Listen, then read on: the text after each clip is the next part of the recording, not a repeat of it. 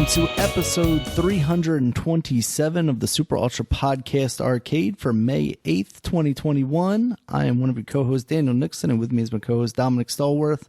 What's going on this week, Dominic? Nothing much, man.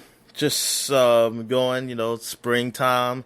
Haven't seen any cicadas yet. No. Haven't seen cicadas yet. So, I don't know. Maybe after this rain, Daniel, because it's been raining these last few days. Soften that ground up for Brood 10. Yep. And then after it gets sunny, you just see them popping up like flowers, like daisies coming up. Gross. They call it, I think I saw an article in the Baltimore Sun calling it, this is their debutante ball. Oh my God. That's what you look at it as. Like, don't look at it as like an annoyance. Look at it as like it's their debutante ball. But I was like, I don't think a whole bunch of the people just be fucking at debutante ball Apparently. like that. I never been. It's their prom, Dominic. Yeah. Yeah. All right. So what we got, Daniel? Some big news happened this week. Yeah, some not really gaming news, but very related to the gaming landscape. And I know for you and I, it's kind of been a you could call it gaming news. Big it's institution. Yeah. So, three of the very major players from Giant Bomb, Alex Navarro, Brad Shoemaker, and Vinny Caravella. Say what Giant Bomb is. So it's a video game website about video games, and they also do podcasts. The Giant Beastcast is kind of their flagship. And then when Vinny Caravella moved out to the East Coast, he started the East Coast office with Alex Navarro, and they had the Giant Beastcast.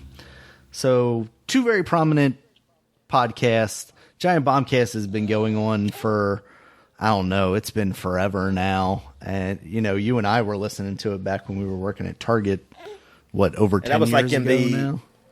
Yeah, that was like in the early 2000s. Yeah. I mean, not early 2000s, but the mid 2000s, like before 2010. Yeah. Before 2010. And yeah, I think I started listening to him probably like within like the second year, probably. Maybe the second year or within the first year. I want to say second year. And she's sad because she already knows what the news is. We're about to say, yeah, and because she knocks stuff over. Yeah. Let's take a second here. We're relaxed now. So they were like one of my first podcasts that I listened to. Like when I first heard about podcasts, and then not when I first heard about them, but when I started first listening to them, I said, I want to give podcasts a try because I read some things about like, hey, people talking about video games. I was like, okay, it's like a radio show. This is what these podcasts are, I guess. And I guess talking about video games, that's what I like. So they were one of my first ones. It was like them, Joystick, some IGN ones, which some of them are sort of still around, but there's just not the same people there anymore. So they're totally different. When One Up had a website, I was listening to them. When the Talk Radar, Games Radar, had one, and maybe they still have one. I mean, they took a break, but that's when they had totally different guys on there. Mm-hmm. Those were my early ones, and Giant Bomb was one that I really liked. They were one of my favorite ones that I used to listen to. So, yeah, how much did you say the news? Because you definitely heard it before I did. Yeah, well, I said that these three guys left, basically saying they announced on the Giant Bombcast this week, which comes out on Tuesdays, that the three of them would be leaving as of this Friday. So for the fan base, it comes as a kind of a big surprise. It's, not a lot of build up to this. It's just, hey, we're going to be gone. And it sounds like behind the scenes, these have been discussions that have been had for a while now. And it's, they recently got acquired by a different company. And I don't know if that has anything to do with it. We kind of saw some departures a couple of months ago, in Ben Peck and Abby Russell. Abby was on the East Coast and Ben was on the West Coast. And they've had kind of a revolving door cast. They've had people come and go throughout the years. Patrick Klepek, Austin Walker, Dan Reichert.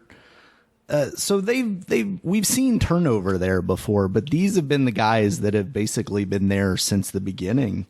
And to see all three of them leave, and even weirder, have Jeff Gerstmann, who's kind of been, he's the one that started it.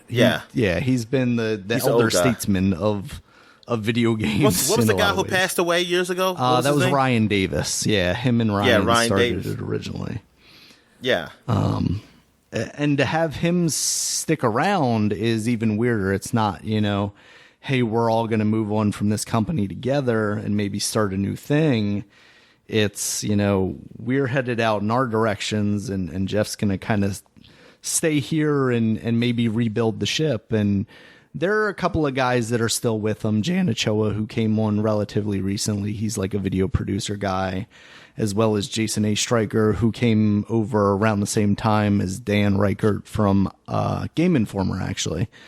And he's another video producer guy. Matthew Rory, who's always just been around, mostly behind the scenes stuff. He'll be on the podcast from time to time when they needed some, a seat filled. But that's kind of it. Like, the entire East Coast office doesn't exist anymore. So no more Giant Beastcast. They're not going to have that anymore, which really sucks.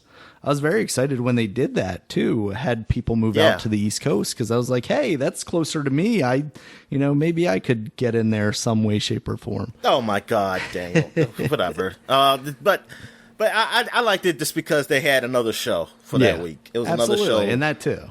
Those guys. Yeah. It was kind of sad seeing Vinny leave, because I liked the interactions between him and Jeff.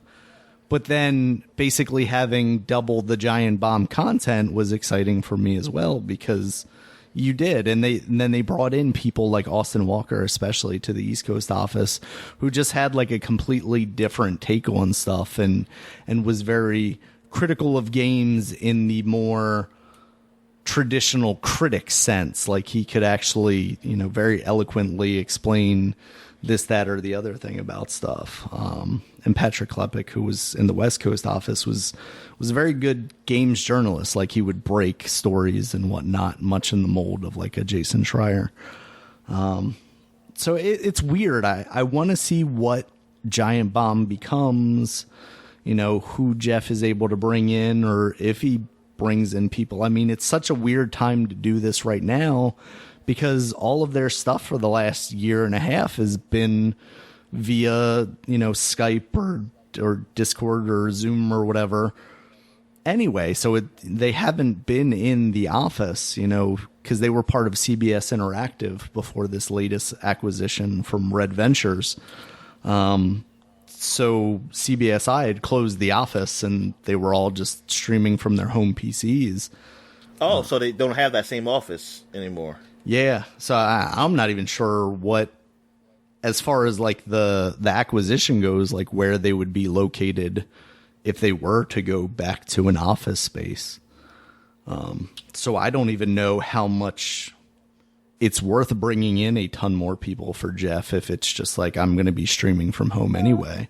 He has enough personality to keep going with the content that he has. Obviously, the Giant Bombcast, I think you need to bring more people in, but they do still have guys like Jan and Jason, who I think anytime that they're on the podcast are very enjoyable to listen to. Jan's a younger guy, so he kind of brings that perspective to stuff. He'll talk about Pokemon and things of that nature. And Jason is very much a fighting game guy, and that's kind of a niche that you don't see a lot in a lot of general gaming podcasts, really. But yeah, it's like you said, I think I started listening after you, because I remember you talking about it, and talking about like how Brad would always talk about StarCraft and stuff. And yeah, what's funny about that is, like, I remember listening to the Giant Bombcast for quite a while before I ever was introduced to like their videos and whatnot, because they did very much like, they're called quick looks, but they were very much like long plays, an hour and a half of them talking about the stuff. And I like those a lot, because it gave me the ability to see the game and a little bit of opinion on it. But it wasn't like a review where people would tell you, hey, this is good or bad. It was like, hey, here's the game in its rawest form. and you get to experience it a little bit, and you can decide whether you're going to like this or not. This was before, yeah. This is like, I didn't see anything like that on YouTube at the time. If there was anything like that on YouTube, I didn't know it. Yeah, they were kind of the pioneers in that stuff. Was seeing them do it, because I used to watch that too and get a good look of a game. Yeah. And now you see that all the time now. Yeah, that's like, what everybody does. Yeah, exactly. Ourselves included in some ways. Yeah. But yeah, I mean, it's crazy to think. And at some level, I always wondered, like, are these guys just going to retire from this website? Like, are they going to get to the age where they, either aren't relevant anymore or don't want to talk on the internet about stuff anymore? Because, some of these guys are in their mid to late 40s and getting up there. So as far as video games go, I mean, obviously. But they see, I always think of like this, that because I don't know where the age is, because you can say with those guys, they were young enough to be around the early console years. So you didn't have nothing like this before. Right. So you didn't really have a media where, you knew like, okay, somebody gets this age, they're going to leave. They grew up with it. They grew up with the early consoles till what it is now. That I don't know if is there an age thing with it? Like, this age now, you're too old to be in video games. I don't know, if that's it. I mean, at least if it is that they stop, then I guess that will be the point of like where you say, this is the marker. So, okay, I guess we get around the 40s. Yep. I guess you really stop doing this content. Yeah, you stop doing this content. Well, I mean, it's crazy because like even, what's his name? Andy McNamara, right? From Game Informer, who recently left there. Like, it's not even just video games. It's more so like games enthusiast media journalism. Yeah. Because he's with what company he's with? He's still with a gaming company, EA, right? He's with the gaming company. It's just that, like you said, enthusiast kind of way. It's just because podcasting and that kind of stuff has a very. But Jeff Keighley, how old is Jeff Keighley? He's got to be in his 40s, right? Close to 50. Or is he going to go the route of Carson Daly? What exactly? What route is that? I mean, Carson Daly just went to be doing news and like on Today's Show. He still does entertainment, but he's not like MTV. Okay, he's on the Today Show now. Yeah, he's been on the Today Show for a minute. All right. I mean, I know his talk show went away. It was like 2 a.m. talk show or whatever, but I didn't know. That's why I asked, like, what is that? Because I don't know where he is now. But okay, that makes sense. Goddamn. Yeah, that's right. Carson Daly did have that show. Yeah. Because that's where I know him from. I was like, hey, that's an MTV guy. Yeah.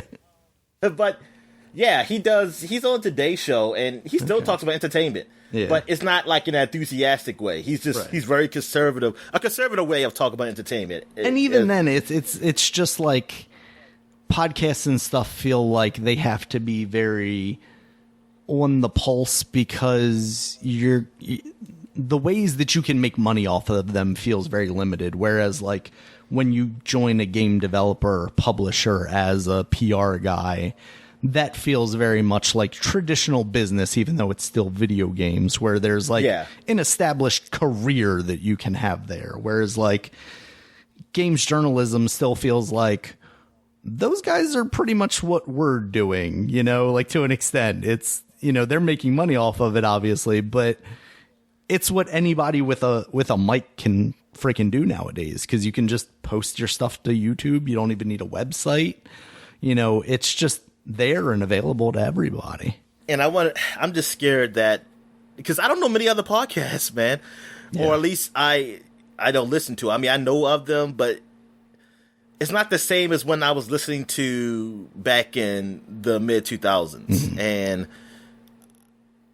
I just think like, man, when I see comments on websites, a lot of people, they talk about Twitch streams, they watch that or they watch their people's YouTube videos, like the crazy ones, like Markiplier or people of that nature. Yeah. It's not so much news. It's just some type of content. Mm-hmm. But it's not like really gaming news and opinions a lot of times. Yeah. And I'm sure like IGN has those because, they've probably got a podcast they got a lot for of everything. I mean, Beyond is still there. Mm-hmm. It's just, like I said, I would say it's just different people. Right. And the Xbox one is called Unlocked. They have that. But, on those shows, well, at least Unlocked, every time I watch it now, like I turn just to see what they're doing, they have a guest from a Twitch streamer. So that must, that's what I'm saying. There must be a thing going to like, hey, that's the route. Like, you gotta, these guys are popular and they're breaking them in. So it's like a guest Twitch streamer probably up there. Just like on Mid-Max show, the Mid-Max show with the former Game Informer guys. Mm-hmm. They have guests up there too that do content and talk about games and that nature. So it's just done differently. Like, things are just done differently now, and it's very few like that have it. Like the big ones, of course, IGN is like probably the biggest one, but they have a rollover there. It's not somebody who's just been there forever. I mean, there's one guy, but he wasn't there at the beginning. I remember when he wasn't up there before. It's like it's not something that's consistent. It's going to be a prior time where those guys are going to leave, and there's going to be some new guys come in. Okay. Yeah, it's like it's normally no household podcast. I think everything for me is gone really now. Like it's changed so much that it's not even remotely the same what it was. Right. And I mean that's what happens, as time goes on. Yeah. But like it's just the whole gaming news thing cycle of, hey, we're talking about video games. I mean, there's a lot of podcasts that are out there, but as for the top ones that were the big ones, I feel like that's changed now. They're different people now. Yeah. And there was something comfortable about having guys, especially who have been there as long as the Giant Bomb guys, be there because, at least for me, I've listened to them for so long. I know where they're coming from in their opinions, and I know, like, I'm not going to listen to Jeff on this style game because him and I just don't have the same types of opinions. But Vinny might have a closer opinion because he's more into collectathons on this thing. And it's just stuff like that. And it really is just, it's a podcast that I've listened to weekly for like the last 10 years of my life. And really it's one of the few video game podcasts that I do really listen to. Every once in a while I would dip into like a Kind of Funny or like a Min-Max or something more recently, but that's the one that's had the staying power. But see, like I think podcasts like Giant Bomb and now Mid-Max, it was Game Informer. Game Informer to some extent too, because they still have some older guys there. I think it's an age thing with me, because I feel like, hey, these guys been here since games I played, right. So they can relate these to games of the past. They know what a PlayStation 1 is. Yeah, exactly. As opposed to, my dad used to play that. Oh, God, yeah, exactly. So then you get those young people, which is fine. It's fine when it's a mixture. Yeah, when it's like absolutely. A mixture of an old guy and then a young guy or a young woman, old woman, or whatever.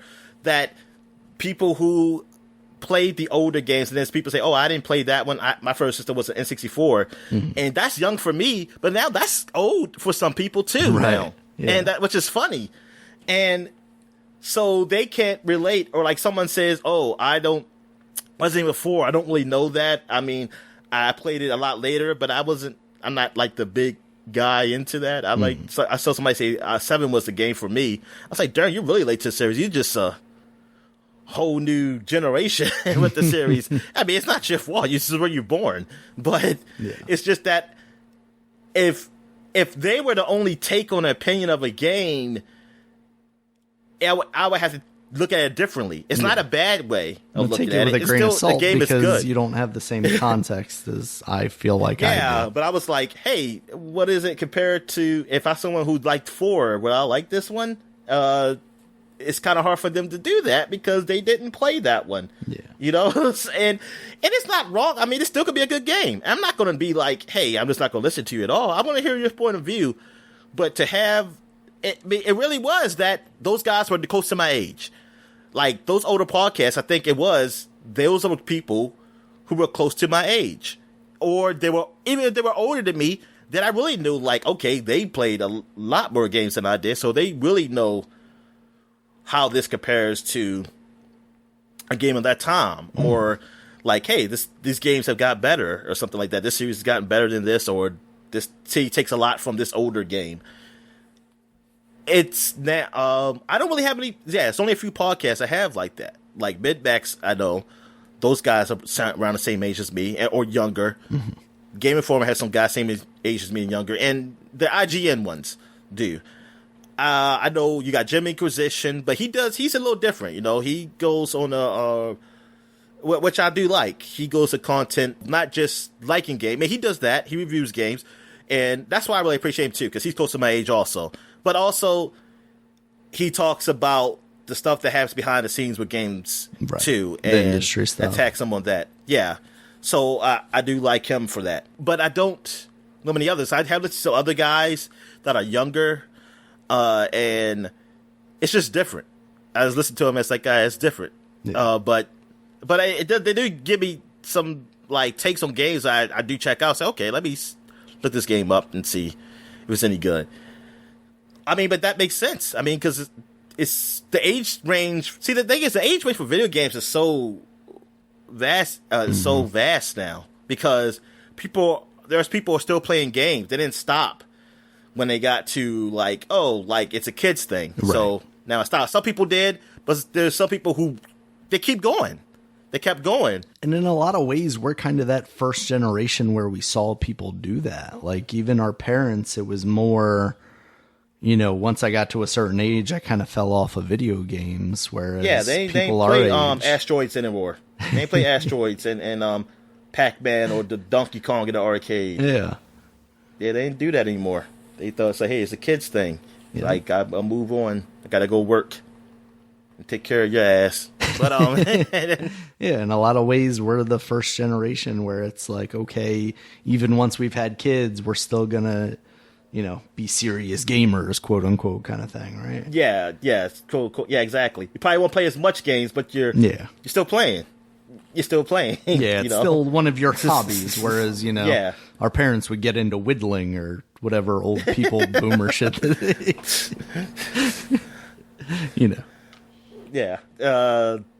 But yeah, they go watch whatever old person versions of Matlock is now. CSI. Yeah. Oh my God. Yep. Law and Order SVU. Law and Order. Yeah. Yep. I think my mom, she watches that whole Chicago series, like Chicago PD, Chicago Fire, Chicago Med. There you all those procedural type of shows. I hate them. But yeah, so it's like I feel it's almost this happened. It's like, oh man, I'm losing an era. Like I'm losing. Yeah. This is how I feel when people start retiring in like basketball or baseball or football. It's like close to my age. You're like, oh no, that means I'm getting old. Yeah. I said because kind of like when LeBron retires, I'm like, damn man, he's my age. That means that they're always saying like he's got how many more years he got left. It's like, no, even though I don't like him, but he's like the total pole for me. Yeah. That means like, oh, darn, all these people are so young. I'm seeing people in the league so young now, like they're only like see some people 19 coming in the NBA and shit, man. Yeah. Like, god damn, man, he was born in 2000s. Yeah, I mean that's the crazy thing for me is like obviously the Giant Bombcast has been around forever, but we've actually been, now that they're ending, especially, we've been around longer than the Giant Beastcast. We started a months before them, and we've now, you know, surpassed them because we're continuing at least this week, you know? So it just seems crazy that the things that even we find to be and not normal. even half their followers. Well, those people have got to go somewhere, Dominic. So I know. Can we take their name? I don't know. It's like they still probably copyrighted. Let me talk to Jeff Gersman. Maybe we can start an East Coast office, Dominic. Yeah. So it's plenty just of people probably said that too. So, I'm sure. We'll start a poor man is getting bombarded. Hey, I would love to work for you. I'm sorry all those guys quit on you. Like, just fuck you. Yeah. Now, what's the reason for these guys leaving? They all. I mean, like at the same time, like it's one thing like somebody leaves, they have something going on, but it's like three guys going. Yeah, at the same I mean time. that's what is going to be weird to me when we find that out. Because right now they haven't really talked about if there's a reason. I think Vinny's been out there and basically said like it doesn't really have anything to do with the buyout or the new acquisition. So we don't know. What I don't want to say scares me, but what would make me a little sad is if all three of these guys left Giant Bomb and then started a new thing together. And because that would then make me start to wonder, like, why did they leave? You know, is there some kind of animosity between them and Jeff or something like that? Right. That's what would concern me. But I really hope that they find places elsewhere because I would love to still hear all of their opinions. Brad actually does already do a podcast. He's been doing it with Will Smith, formerly of Tested, who was a website that was kind of under the same umbrella when Giant Bomb first started before they kind of got split off. Darn. Yeah. Will Smith, good God. So they do it's called Will and Brad and Will. Will and Brad make a tech pod. It's a podcast about technology, basically. And that comes out every weekend. And I enjoy listening to that. Toaster ovens and microwaves and stuff like that? Yeah, I'm sometimes. mostly, you know, other technology stuff, routers. But it can get very nerdy in a lot of ways. Like they'll dig down deep on a subject in a way that I find to be interesting. And I don't hear about a lot in some of the other tech pods. But yeah, both Vinny and Alex, I would absolutely miss in this space if they didn't end up somewhere else. And I don't know where that is, but you know, hopefully whatever it was that led them to this decision, you know, leads them to a better future. And hopefully we also get some content out of it because like I said, I'd just miss their voices in this space.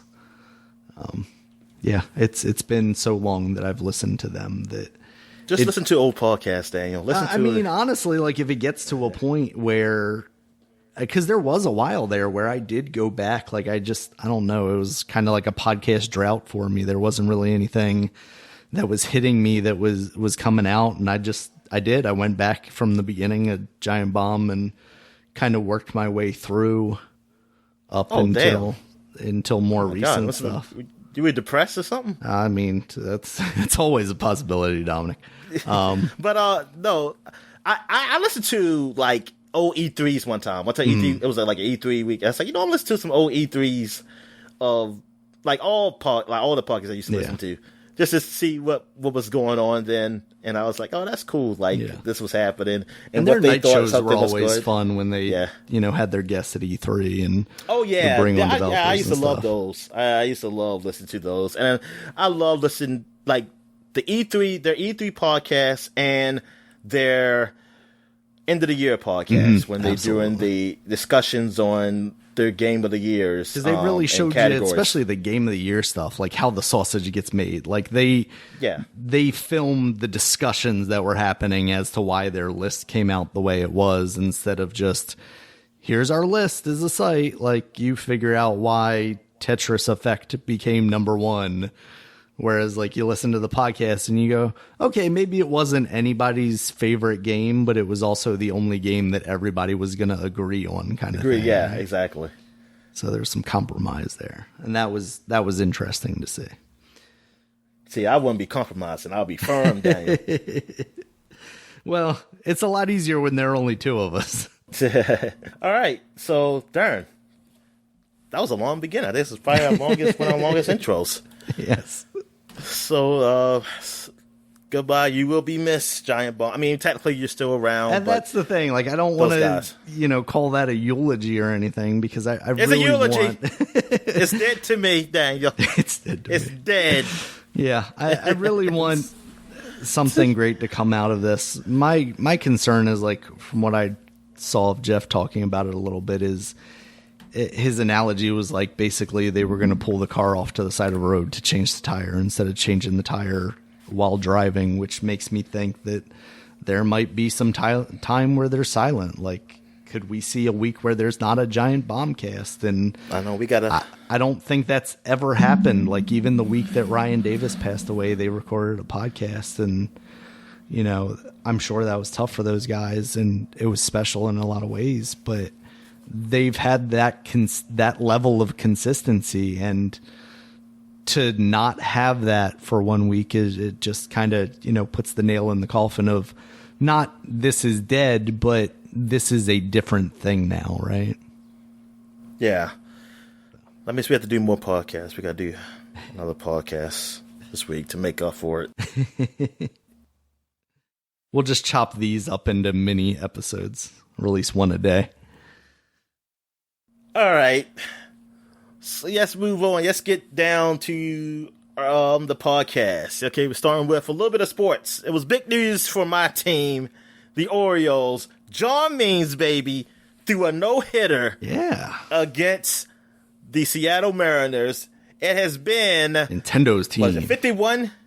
Yeah, 51 years since the last no-hitter. Now, there was a team no-hitter that happened back in the 90s, I believe. Mm-hmm. But this is like pure one-pitcher no-hitter. Right. It could have been a perfect game, but in the third inning, there was a pass ball by the catcher, which I don't know what they ruled it as, a wild pitch or something. But it was they stopped him. But thing is, at the third inning, you didn't know it was going to be a no-hitter at that point. It was too early.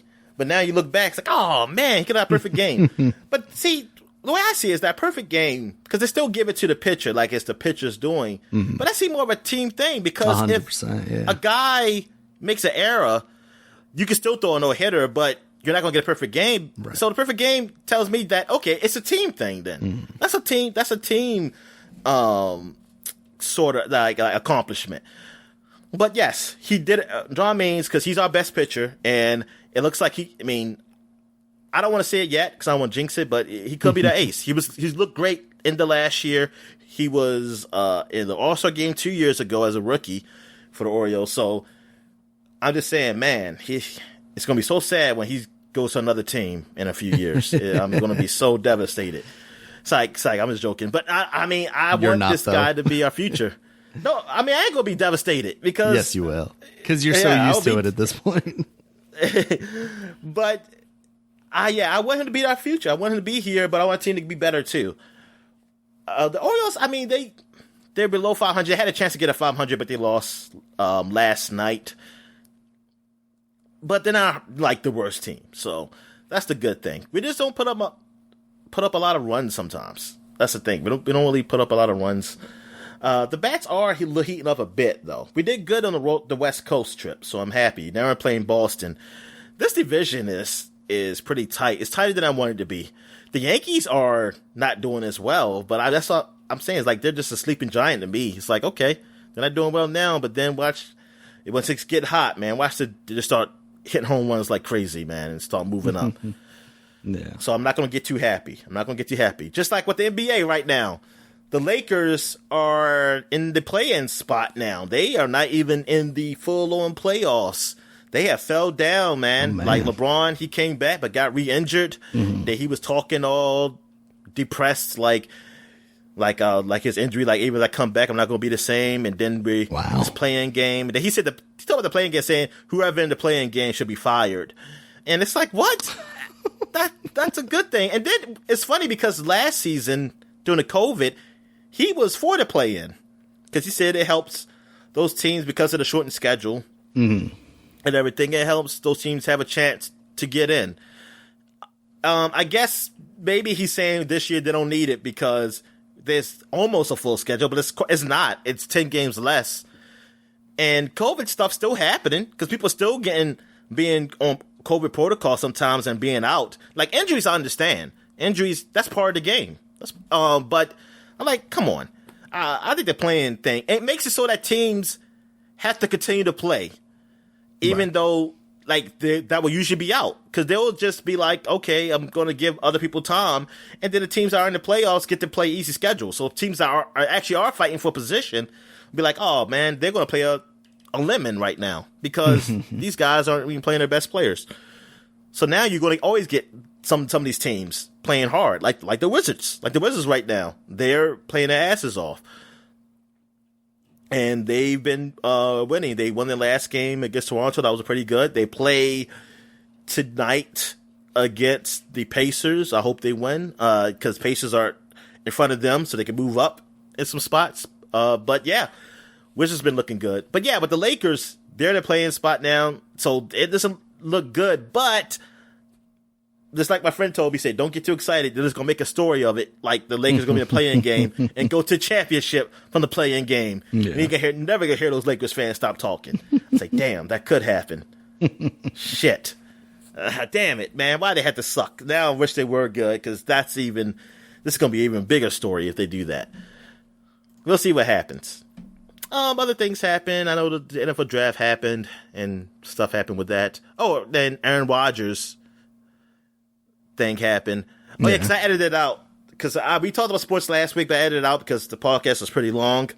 So yeah, that whole Aaron Rodgers debacle with Green Bay. Yeah. So he looks like he doesn't want to play for them anymore. Man, that is crazy that he's going to possibly retire. I don't know. Yeah. Or maybe maybe the NFL will make it so that he'll go to San Francisco. But if he does retire, it's like Tom Brady's still here. That son of a bitch. That son of a bitch is still here, playing at 58 years old. Man, it's crazy. It's like he's, 43, 44? I don't know. But now he just needs to start a video game podcast, and he'll be all set. Oh, man. It's like all these great quarterbacks just leave. It's like, Tom Brady, just go. Just go. Just let me enjoy this. Patrick Mahomes is going to retire before him. Yeah, exactly. Exactly. But man, with Aaron Rodgers, I was like, what is going on, man, with him? He always seemed like a franchise guy. Like he was Green Bay, right? Like, and then all of a sudden you just see this news that he's not happy anymore. He's out. Well, he wasn't happy for some years though, but right. I thought it's with the coach and the GM. And the GM, I guess, is still there. And it sounds like that was like one of his demands is like to get that GM out of there. Well, which I'm thinking that I would have did it then. So, yeah, okay, pretty much. The fucker's gone. If I'm the owner, I'm like, get this fucking the guy is gone.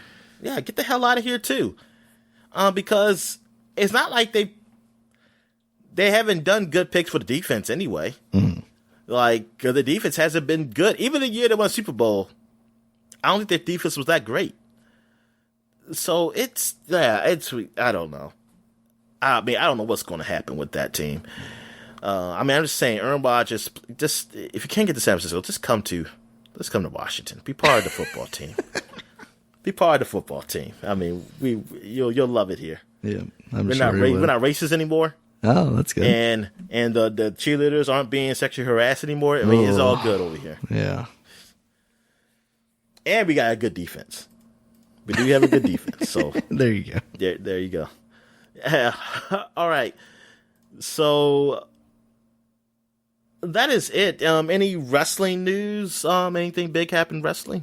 No, I don't think anything worth talking about this week. Okay. All right. So let's get into what we're watching. So I'll continue to talk. All right. So I watched the Amazon series Invincible. I finished it. It's over. Okay. It was 8 episodes, hour-long animated series, which is rare, which I don't see. I don't know if that's even a thing. If it is a thing, I don't know that show because this is I've never seen an hour-long animated series. Yeah. So it was okay. I mean, I like it. It was all right. It was a good ending. It was a good show overall. The only problem I have is that I think with some of the storylines is that I wish maybe they should have focused a whole episode on one of the side characters, because really the show is about the main character, Invincible. Mm-hmm. And the other stories becomes side stories. But some of these side stories are pretty good. But when they put it against a big story, because I don't want to spoil it, so I'm not going to say it. But like against something his story, really, right? Yeah, like his story is happening, and something really like revealing happens with this story. You got this actually great side story that's pretty good. It's like, wait a minute, this is a big deal too. What are you doing having this happen at the same time as this story? I think you need to structure it in a way. This probably should have been like a whole episode. You could have took a break from him. Like he could have been on a break, and that could have had this shit happening where we could focus on that. So, oh, this is good. But you got us like messing with our emotions here, going back and forth. Like, So am I supposed to care about this then? Is this really important? Because y'all got this happen at the same time as this. I don't know. But yeah. But other than that though, the series is pretty good. I didn't read the comics or anything. I don't really care to. Mm-hmm. It's a pretty good series. It's bloody. It's not really vulgar. Like you hear some words happen, but it's like, honestly, they don't really need to. It's almost just there just because they say, hey, we gotta be edgy. But it is bloody as hell though. Yeah, I've seen some clips of some heads doing some things and some and I'm thinking like is it unnecessary? Sort of unnecessary, but then again it does work with the story sometimes. Man, it almost comes to be like funny. Like I just got at one point, especially the last episode, so desensitized. Uh-oh. Because, but then yes, I wasn't. I don't think I'm supposed to be. Dominic. That's what the senators told me would happen. Well, it's a cartoon, though. Exactly. So, getting you while you're young. But the way the story was set up is that it shouldn't be. This is a big fucking moment with all this happening, and I kind of was like, I was in mixed emotions. Like, damn, man, this is fucked up. It's happening, but they just keep showing people just dying and dying and dying and dying to a point. It's like, okay, yeah, fuck it. Damn. It's like, fuck it. I'm just tired. And maybe that's what, see, I don't want to spoil it. Okay. But anyway, it is a good series. You should check it out. Look at it, Daniel, because you got Amazon. Just look at it. You're paying for it. I will. You're paying for it. Try to do that because did I start the first? I think I started the first episode, but then I did something else, and then my computer updated, and the window was lost or whatever. Yeah, I like it. I wasn't really sold on the show. I was like, oh man, it does start out a little slow. Yeah, well, slow in the sense of slow. Just not. Yeah, it's just that, like, what are we going on for here? It's like catching me. And then I say, okay, all right, got something going on here. Gotcha. But yeah, it's all right. So what you been watching? You've been watching a new Netflix movie, huh? Yeah, so there is Mitchell's versus the Machines on Netflix now, and it's a cartoon. Is it a series or a movie? It's a movie. Yeah, it's a movie. It's done by I don't think it was directed by them, but it's like produced by, they're involved in by Lord and Miller, who are the guys behind Lego Movie and Into the Spider-Verse, those kind of things. As well as, I forget where one of the other guys is from. But it's a cartoon movie. It's about a family just trying to, develop a relationship with each other when the robot apocalypse basically happens. Like Silicon Valley basically creates these robots that are supposed to be your new digital assistants, but with arms and legs so they can clean the house. I thought you could see like the smart cars, all that smart and started taking over. Yeah, just like robots, basic Apple-looking robots. And for one reason or another, they start to entrap mankind and this What about family. the IBM one? What's that? The IBM robot. What was the IBM robot? Do you remember the robot that... Not the IBM one, I'm sorry. It was the car one. The Ford... Was it Ford or GM? Oh, Honda? Is it Honda? I thought it was American. The one that looks like kind of an astronaut with the backpack. Yeah, that's Honda? Yeah, I think it was Honda. Oh, okay. Yeah. Yeah, because I was expecting one to burst out of my trunk or something. Like, we secretly built it into your car. But yeah, they're very, very simplistic robots. But yeah, they start to take over the world, and then this family ends up being kind of the only people who can stop it. And, you know, they go on an adventure to try and do that, while also trying to repair their kind of fractured relationship with each other. It's a very sweet movie. It's very visually awesome. I mean, as you would expect from the guys who did the Lego Movie and Into the Spider-Verse. I mean, this is a Netflix movie, so I'm a little surprised, though. Yeah, I mean, the money is on the screen, absolutely. But I will say probably the first 3/4 or so of the movie looks very good, but they don't do anything too over the top. But the last bit of the movie, like the climactic, you know, finale is all very much, you know, visuals being thrown at you and very gorgeous in that way. Yeah, I think overall I would highly recommend it. It's a visual treat. The story is very sweet and can be emotional at times. It's not anything too depressing. It's relatively lighthearted, but it can kind of creep up on you emotionally a little bit with some of the more tender moments between the family members. So definitely recommend it. It's definitely worth a watch. Yeah, that's cool, man. Yeah. I might check it out. Because I saw it and said, man, this looks good. But I was like, oh, it's on Netflix. Oh, this might suck. Because I looked at that Alien Santa Claus movie and well, some of it. And that thing was horrible to me. Yeah.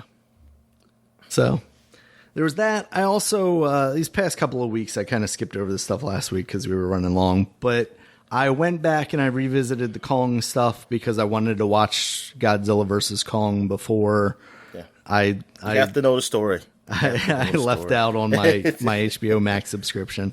So I went back, I watched Kong Skull Island. That movie was incredible. I thought that was great. You thought it was great. Good God. Yeah, man. I thought it was the best of the series. I did not go back and revisit the 2014 Godzilla movie.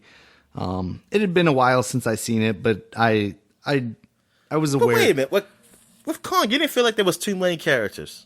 No, actually, I actually thought.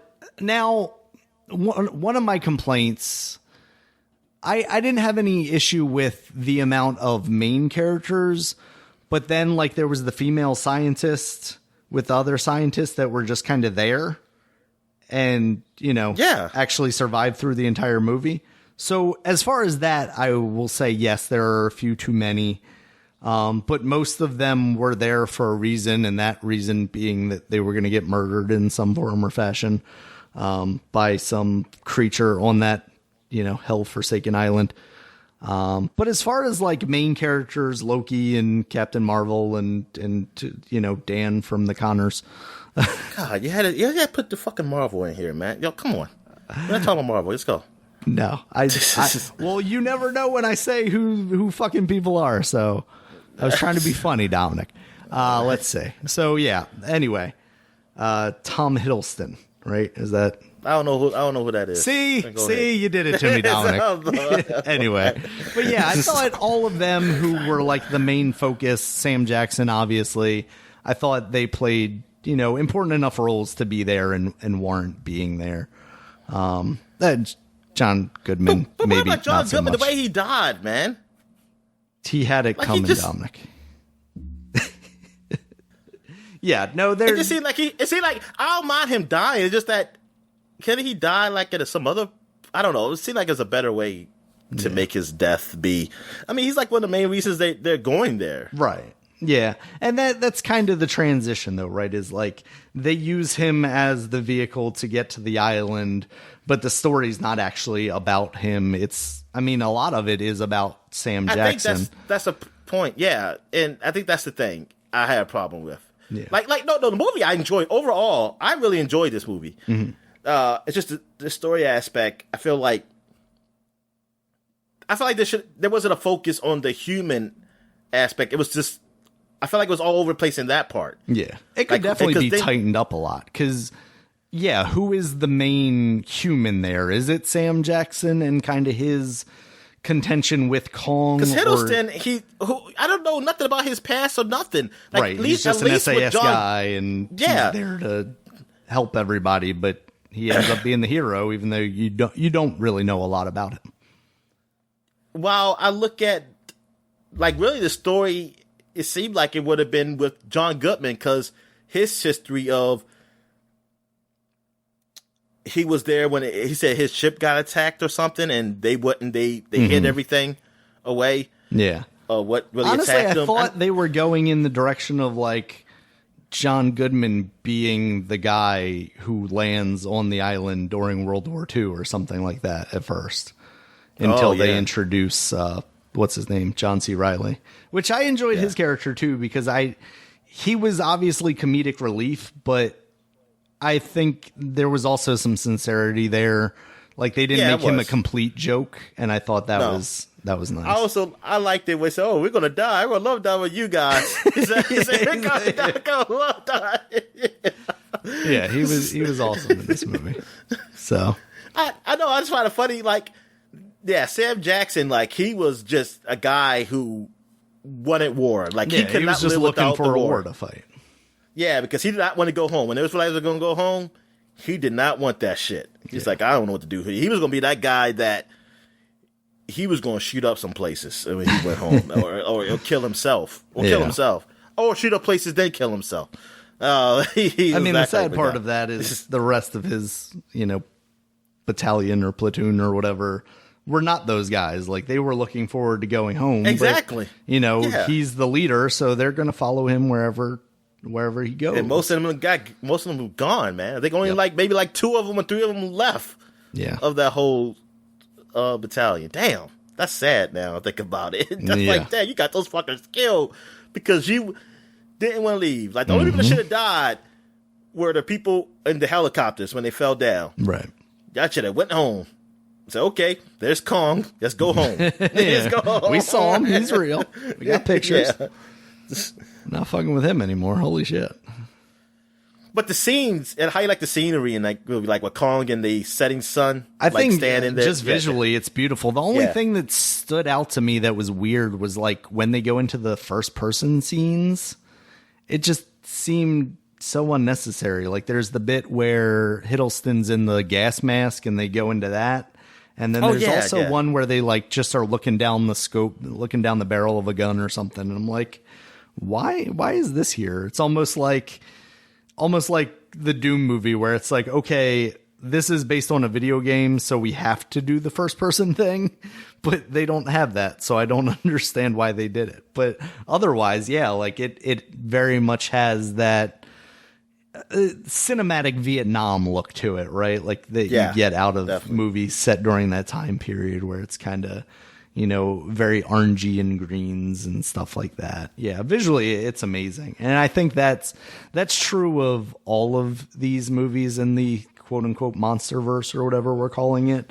I think, Godzilla King of the Monsters in kind of the opposite direction. It's very much a blue toned movie, is also very visually appealing, and all the way through to Kong versus Godzilla or Godzilla versus Kong. I can never remember who comes first. But that movie as well, I mean, especially once you get into the climactic battle in that one. How you like that one? Which one? The God versus God, being Kong versus God Godzilla? Of Monsters. Oh, I mean, it's a King of Monsters. I thought that was good as well. I didn't quite like it as much as Skull Island. Like, I like Skull Island the most out of all 3 of the ones that I watched most recently. Yeah, you fucking weirdo, man. Stop talking about these damn movies. Shit. Damn. It's like I like God, a King of Monsters. Most. No, that's what we were talking about the other week. And I'm right. Go ahead. Go for it. I mean, it was very much enjoyable. I don't have anything to necessarily pick apart about that movie. I thought it was cool seeing all the different monsters, even if you kind of, most of them you don't see for too long, but seeing Ghidorah in there and whatnot, I thought was really neat. Rodon. I like the Rodon one where he was chasing them, and then Ghidorah comes and they attack each other when they was on the plane. That looked great. Yeah. I mean, visually, all of these movies were awesome. Yeah. So I enjoyed that movie a lot. I didn't really have any of the few complaints that I saw people have about that, like too many human characters or whatnot. That didn't bother me too much. Like you said, that's we the talked thing. about With it the human previously. characters, Like you can't just have monsters battling all the time. There's got to be something to ground it a little more. Yeah, exactly. I think those are people who just like bad movies. I mean, that's who they are. There's people who like those movies, like they think Crank is like probably like their top 10 movie of all time. Crank is so good. It's so stupid. And then Kong, Godzilla versus Kong. You know, you've seen some of the like imagery of like them fighting on the boats in trailers and stuff, and that stuff's cool. But once you get into like that end bit where there's like, it's not Tokyo. Where are they? They're not Taiwan. Hong Kong. Yeah, they're in Hong Kong, and you get that visual style of like very tall buildings. Free Hong Kong now, it's gone. There's very little Hong Kong left after that. That stuff is just visually amazing. You have like the neon lights and everything, you know, juxtaposed with the creatures that are all battling it out. That stuff's very cool. Also, like the inside the planet stuff when they're like bringing Kong to find, you know, his ancestors kind of thing. That stuff was very beautiful. And again, like the human characters didn't bother me too much. Actually, no, I won't say I liked him better than I did in Kong's. I was about to say, I wouldn't say King that. of the Monsters, but no, like the podcast guy, I liked him. Like I do like him. It feels very real. Like if there were monsters like this in the world that we knew about, like obviously there would be people talking about them and like trying to find all the conspiracies and, you know, these big corporations, how they're tied to them and whatnot. And his reaction at the end when he thought he was going to die, I said, "Well, I'm ready for this." He got that. He took that drink. He said he was going to drink before he died. I said, I didn't imagine myself dying with a bunch of kids, but you know, you can't do it. So I enjoyed his character a lot. Overall, I thought all of these movies definitely worth watching, especially if you got an HBO Max subscription. Although I think King of Monsters is no longer on there, and neither is Kong versus Godzilla, I think, as the end of the month, or, you know, a couple of days into the month, because it only stays there for 30 There's some illegal sites you can get this stuff at from, so I'm sure there is. Now, am I mad that I didn't get to see this in theaters? No. I mean, I like the comfort of my house sometimes, but which one? It definitely would have been I think all of them, like Kong Skull Island would have been cool to see in theaters, but it's not one that I feel like demands it in the same way that King of Monsters. I kind of wish I did see that in theaters. Yeah. Because, I went by reviews, and I was like, okay, I'm just going to wait, because the reviews weren't as great as the Godzilla movie. Mm-hmm. And then when I watched it, I was like, man, this movie was I actually enjoyed it. I mean, it has its problems, but, I mean, just like Godzilla has its problems, I was like, man, I enjoyed this movie. Yeah. I said, I shouldn't listen to those damn reviews. God damn it. This is a decent movie. But just I mean, Skull Island has some of that spectacle, but with the focus kind of more on the humans in that movie than it is in the other two movies. I feel like the big climactic battles between creatures would be, you know, something really cool to see on the screen. King of Monsters, man. I mean, that was something like seeing Ghidorah for the first time come up, and then Godzilla fighting them up in Antarctica or wherever the hell they were, or down in Antarctica. I don't know where. I don't know whether they're in the Arctic Circle or it was Antarctica, right? I think so. Yeah, I think that's where it was. Yeah, those poor penguins. Poor penguins. They all got destroyed. The polar bears are dead now. Yep. They're all gone now. Still one clinging to one of those icebergs. No. If you looked at what was it, King of Monsters? Animals who were endangered actually started flourishing. Like all those. Did you see? You look at the end, right, where they had all those articles No, I didn't. I guess I didn't look at that stuff. Is Oh that, my God, Oh, is Daniel, it like you during ruined- the it's all credits it ruined. has the Yeah. little snippets thing? No, I wasn't able They to showed focus like on all that the stuff. wherever the Kaiser monsters were, that they like plants would grow, animals wow. would who were in danger would The Earth fighting back, Dominic. repopulate. Yeah, they repopulate. Yeah, Earth was like getting better. Yeah. All right. Yeah. So watch that. And then the one last thing I'll talk about here real quick, and I'll try and make this a little bit shorter. Justice League Snyder Cut, Dominic. I finally watched it. And I'm glad I didn't talk about it last week because I would have been a lot more down on it than I am now. Last week I had only watched the first part of it, which is like the Wonder Woman bank stuff and the Aquaman stuff. And I was not feeling it with that. Like it felt very self-indulgent for Zack Snyder, like the Aquaman walking into the ocean and then this woman just like singing the Nordic folk songs or something like that. And then Wonder Woman, the stuff of like her going into slow motion and then very like speed ramp, speed up, moving between like the children when she was dodging, blocking the bullets and stuff. Like it just felt very bad to me. Like it just gives me weird feelings when he does that kind of stuff. Such a Marvel lover. This is a Marvel lover, DC hater. God damn. God forbid I continue talking and tell you how much I actually ended up enjoying this movie by the end of it, Dominic. Go ahead. He really doesn't go that far with that stuff later into the movie. He obviously the slow motion is still there. That's in Zack Snyder's blood. That's his veins, right? But I think overall, the story was very good. It worked well. And I did break it up a little bit. Like I watched the first part and then I watched like two more and then I just finished it out in one day. And I thought the pacing worked great. There's definitely, they could have made these two movies had they wanted to. There's that big, like kind of epic Steppenwolf battle kind of in the middle area in that like reactor thing where they first meet up with him. I think you probably could have split that into one movie if Warner Brothers had actually wanted to release this movie as it is in theaters originally. Yeah, overall, I'm extremely happy with what I saw here. I liked the Flash character. He was a lot of fun.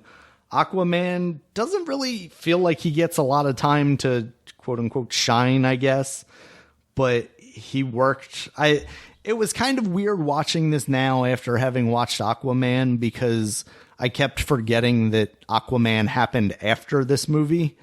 Yeah. So it was very much like, why is he not really doing Aquaman-y stuff until he becomes Aquaman? And that speaks a little bit to like them jumping very quickly to the Justice League movie instead of, building their way up to that. But yeah, I mean, Wonder Woman was as good as she's been in the past two in her standalone films, and I've enjoyed her there. We've talked extensively about our feelings about those two movies, but I think Gal Gadot as Wonder Woman works for me. Ben Affleck as Batman was fine. I didn't have any issues with that. I will say my biggest gripe outside of that part one stuff is I feel like that whole epilogue was completely unnecessary. Specifically the nightmare stuff that they're calling it, like the future Batman and the Joker, and like that did absolutely fucking nothing for me at all. I didn't need it. I don't, even that version of Jared Leto's Joker, I wasn't really interested in seeing, because this wasn't, grill and fucking tattoos all over his face. This was a slightly different version of that. I like them alluding to, him killing, Robin and whatnot, and going in that direction to maybe lead to another Batman Joker-y kind of movie.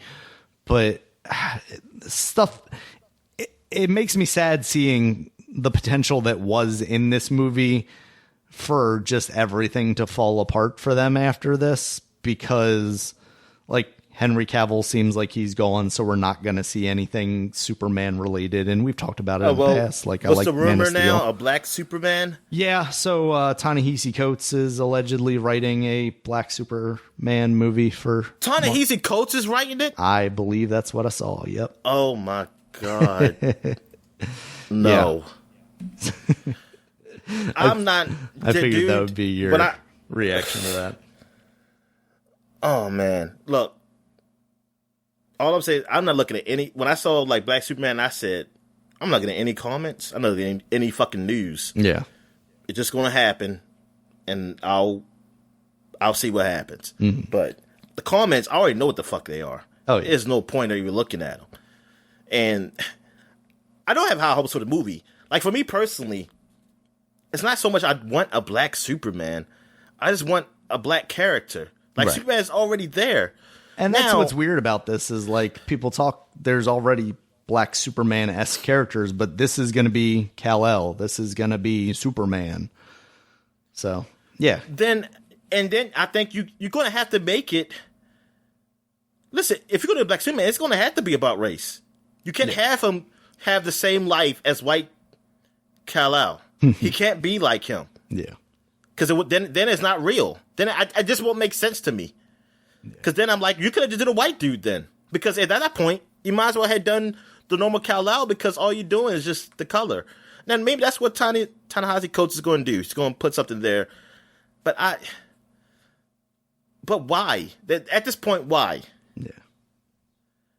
Like, why even do that? Why not just do his other characters? Why not make us a Black Lightning movie or a Static movie, or use the other milestone characters, Icon, which is actually like a Superman, but he was, I think he was an alien, but he came down doing slavery time. Oh, at the time, it had something like that. So there's other characters you can do, but I guess because Superman is a name, so you're going to get people just to see Superman. Now you're not going to get you're going to get a lot of hate for it, but you say, hey, look. Maybe it's worth it to push this. Well, I think it's not. I think it's not. Yeah. I mean, I'm going honestly. We're not there at the country where we can do this.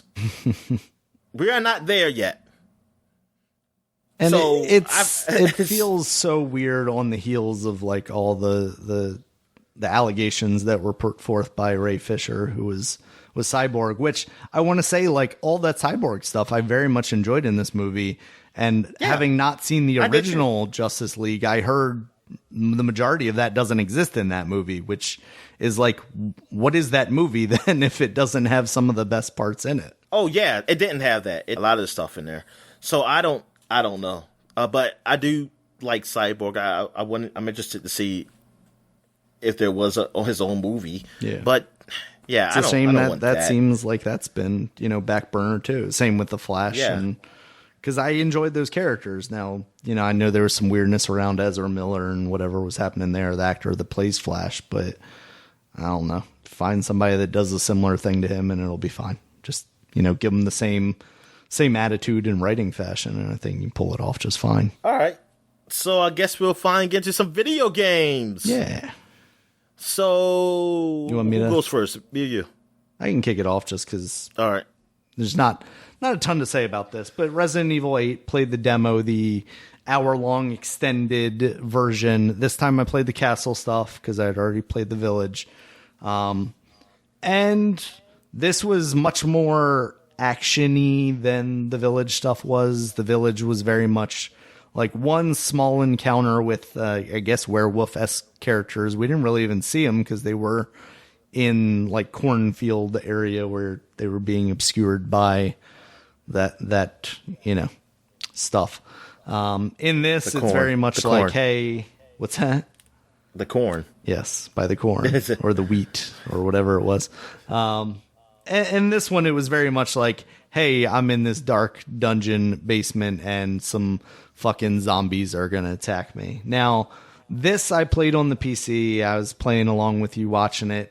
And I was experiencing some very bad slowdown when I was fighting these characters. There is still some time to play the demo before that ends tomorrow, I believe, at like 5. Or no, because it's 5. So I think 8 o'clock is when it ends for us. So I'm going to try and get that running on the PlayStation. I've already got it downloaded. See how that looks visually. I'm also going to mess with the PC version a little bit because you were telling me about the trainer, and I can turn the time off. And then that way, now they're gonna they're not gonna do shit, Dominic. Probably anyway. Fucking Capcom's lawyers have just cease and desisted us. Yeah, just mostly because like it's gonna take me some time to get that game running the way I would like to see it. I think just it's gonna be a lot of me finding a place with zombies and then going into the menu and changing things around, which I'm sure is still probably time that's ticking away on the demo because it was when they were playing like that stupid trailer at the end of the demo.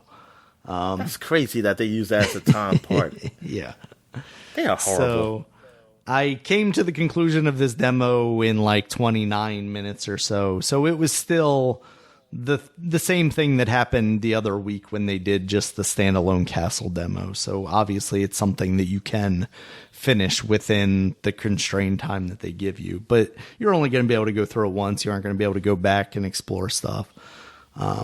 So yeah, I also got a notification on my phone from Stadia saying like, hey, we got it up here.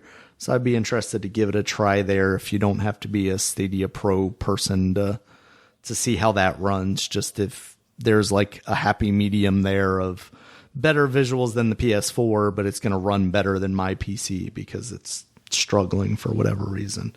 Yeah. We weren't sure when we were watching, when I was playing it, if it was just being slow or if they were doing some kind of weird, like, here's some assistance because these guys are getting close to you and it's slowing down. Cause it didn't feel like it was just frame rate to me. It felt weird or in a different way. And next time when I try it on the PC, I'll turn on my frame counter and see, what it's dropping down to. Cause it wasn't just dropping down to like from 60 to 30 or anything like that. It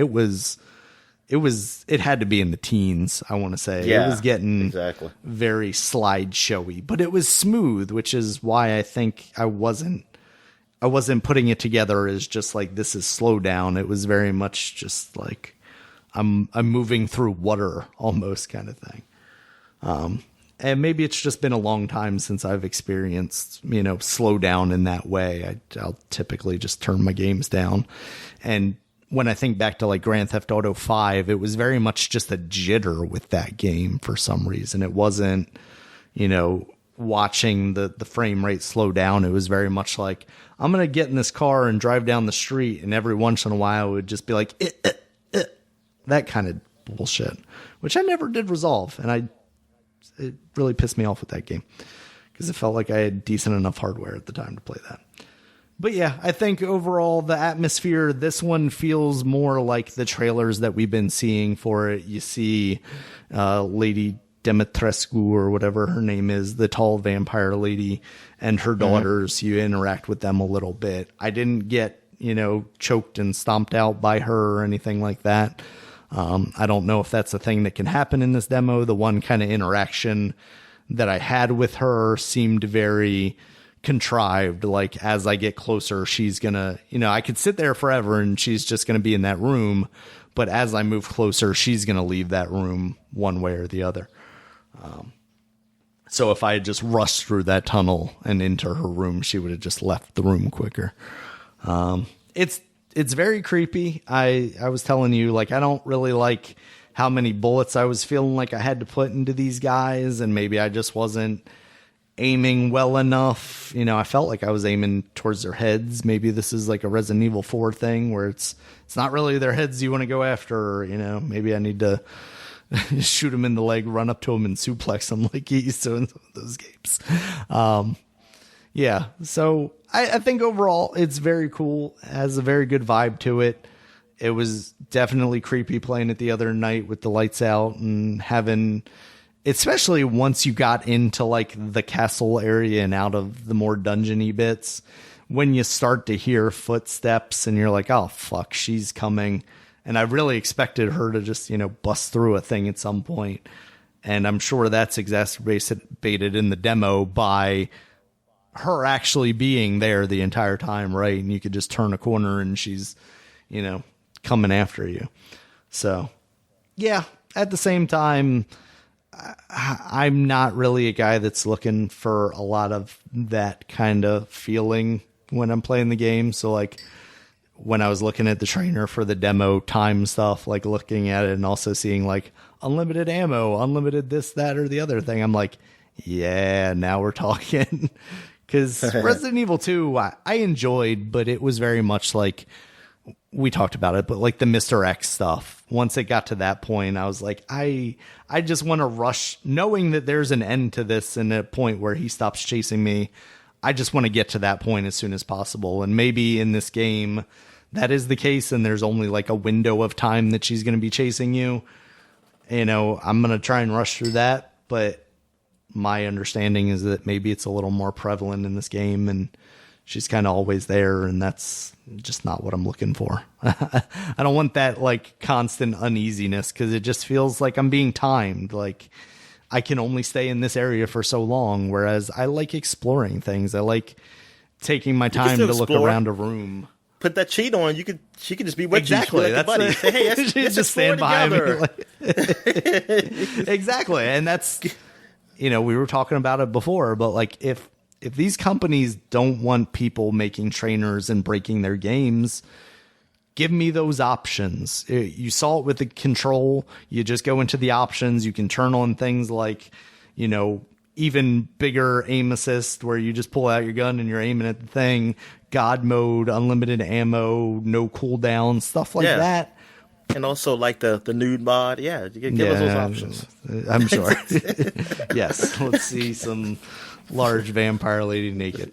No, instead we get to see her with Thomas's face on her, so looking creepy. Oh god, that is weird. See, if those mods are already out there, people don't know they're mods where you put Thomas the Tank Engine's face on Lady Dimitrescu. Very much, as an allusion to the Skyrim mod, and there's also one that like replaces the zombies with Barney. Like, if those mods are already out there have got to be the other wink wink mods already out there for this game, right, Dominic? Like, oh yeah, definitely. I'm sure that was the top priority for somebody that has a Patreon. That's like, if you sign up for my Patreon, exactly. I mean, even just from like a money making standpoint, like, here, I'm going to sell this mod on my Patreon for naked Lady Dimitrescu. Like, give me $5 a month and you can get it right now. I feel like that's the money making opportunity, Dominic. So, yeah, I think it's cool. I read some of I was looking at some of the reviews. I didn't put a lot of time into looking at them yet, but it seems like the reception for this game is pretty positive. So I think Capcom's got another hit on their hands there, and we'll see how that goes. Whether I'll get around to it anytime soon, I doubt it. We've talked about it before, but got 7, 6 probably to a lesser extent. Me actually playing it, but there's a good chance that at some point in my life I will play 7, and I would like to play that before I play 8, just to kind of get a feeling for it. Because 1, I already own it, and 2, these are the same characters, so see what the hell's going on, and why this weird grandpa in Arkansas is this lady's brother or something like that, right? So yeah. So, any thoughts on what you saw of the demo, Dominic? No, not really. I mean, visually it looks pretty good. Yeah. Just that slowdown you had that happened when fighting. So I guess, and looking at other videos, so it looks like, man, it must have been a slowdown. I guess something went wrong. Maybe, I don't know. Maybe me watching it, you sharing it was enough to put over. Maybe if you do it by yourself, maybe it's all right. Yeah, I'm curious to see, or like how it looks on your PlayStation 4. But the game looks great. I mean, it looks like it'll be a lot of fun. I mean, or just as much fun as 7, but I don't know, because people are saying that it looks like this game is a little more action. So some people don't like that. They don't want the. I mean, it's still got some horror aspects to it, but some people think it's not as bad. Like, not as much horror as in 7. Right. So that's like good for me, you know. That's good for me. But yeah, I can see why people don't like it. But yeah, I'll be probably watching this on YouTube, watching Markiplier play through it. Yeah. And see how it is. Nice. All right, is that it? Yep, that's it So from you me. play? So what have you been Okay. playing, Dominic? So I completed Hades. I actually completed Hades not last week, but during the week where we were on our break. Nice. So you got the final run. yeah, I went to the final run. Still didn't do all the side stories because I didn't know I was doing the final run, and I was like, oh man. And now maybe I'll go back, but maybe I don't because I beat it. See, that's what happens. But it was good. The story was good. I'm curious. I'm thinking they got to do a Hades 2. It's got to be something with that because the way the story goes, it's just that it left some things open. It left some things open to what's going to happen. The way it ended. It's a good. I will say this. It was a good ending. It's a good ending. I mean, I did enjoy it. It was a good closure to this story or chapter to the story, maybe, possibly. I mean, as popular as the game was, I mean, I would think, hey, they would do a sequel to this. Yeah. Or was this another one-off game? Because all the other games are one-offs, right, from this company? Yep. So, who knows? But this game was great. This game is great. It's fun. There's a lot of replayability to it. Yeah, I would definitely recommend. I see why there was such high regard to this game. Also, I played some more MLB The Show. Well, still playing it. And yeah, I'm going to have to go back to like ranting bad things about it again. Because like going back to play, I played some NBA 2K also. Mm-hmm. This starting the game, just getting into a game on 2K, it's just so much faster than MLB The Show. Actually, 2K is faster than any other mainline sports games that I played, which is NFL, Madden, and MLB The Show. Like 2K basketball, it just you'll get there pretty fast, man. Like going to franchise mode and just playing my game. Mm-hmm. It loads up. I mean, you know, the load times to get to the game, I wouldn't call it long. I wouldn't call it super quick either, but it's faster than how these games move. These other games. It's like, and it didn't run so much better. It's like 2K is by far the leader in the sports franchise. Yeah. Like, they optimize their game so well for these consoles and the PC, probably. I mean, I can't really speak on the PC too much. I mean, the last ones I played, they ran well. They ran well on my PC. Mm-hmm. So, I mean, unless they just got worse the last 2 years. So, it's just amazing me that MLB The Show, which doesn't look visually demanding compared to 2K, why isn't this doesn't run as well? Right. Like, why does it seem like this is such a struggle? Why does it feel like, oh, I have to get a new gen system to really play this when it doesn't look like it needs to be? I don't understand. But yeah, I have problems like with that. Servers still go down every now and then with this game.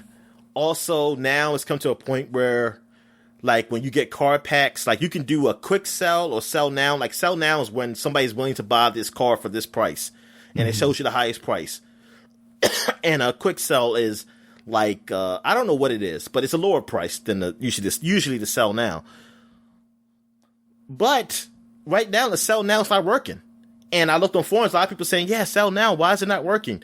But then you get these people always comment and say, you shouldn't sell now. You should go ahead and list it on the marketplace or sell it, make a sell order so somebody can buy it, because you're losing out on stubs doing that, because you could get actually more stubs. Why does this feel like the fucking stock market? And then I like when somebody says, like, dude, I don't have time to do that. And I did that, and I responded to that dude too. I usually don't comment on forums. Right. That's just something I'm really excited for, I like, or something I really have an issue with, like this. And the guy was, along those lines, the guy said, like, I don't have time to go through all that. I just want to hurry up when I open my pack and just sell it and move on. You don't want to day trade your stubs. it's like this. I'm tired of seeing comments of people telling me to go do a sell order or go on the marketplace and list the price. That's not the game to me. That's not. I don't have fun doing that. I want to play the game, and all I want is equipment cards. So I sell my player cards. Like, I don't give a damn about what they are. Like, if I could get max price, listen, I want to hurry up and just get the max price I could possibly get at that moment. Yeah. Like, so if you're telling me I can do a sell now and get it for $2,000 and a quick sell is only like $1,000, then yeah, I want to sell now, but just sell now is not working. So that pisses me off. So I have to do a quick sell because look, I'm not going to be holding these cards. Like, say, okay, I'm going to wait till I'll come back because their menu system sucks. That when you go to your inventory, it'll show you all the cards you don't have also. So you have to go through that to see the cards that's highlighted to the ones you have.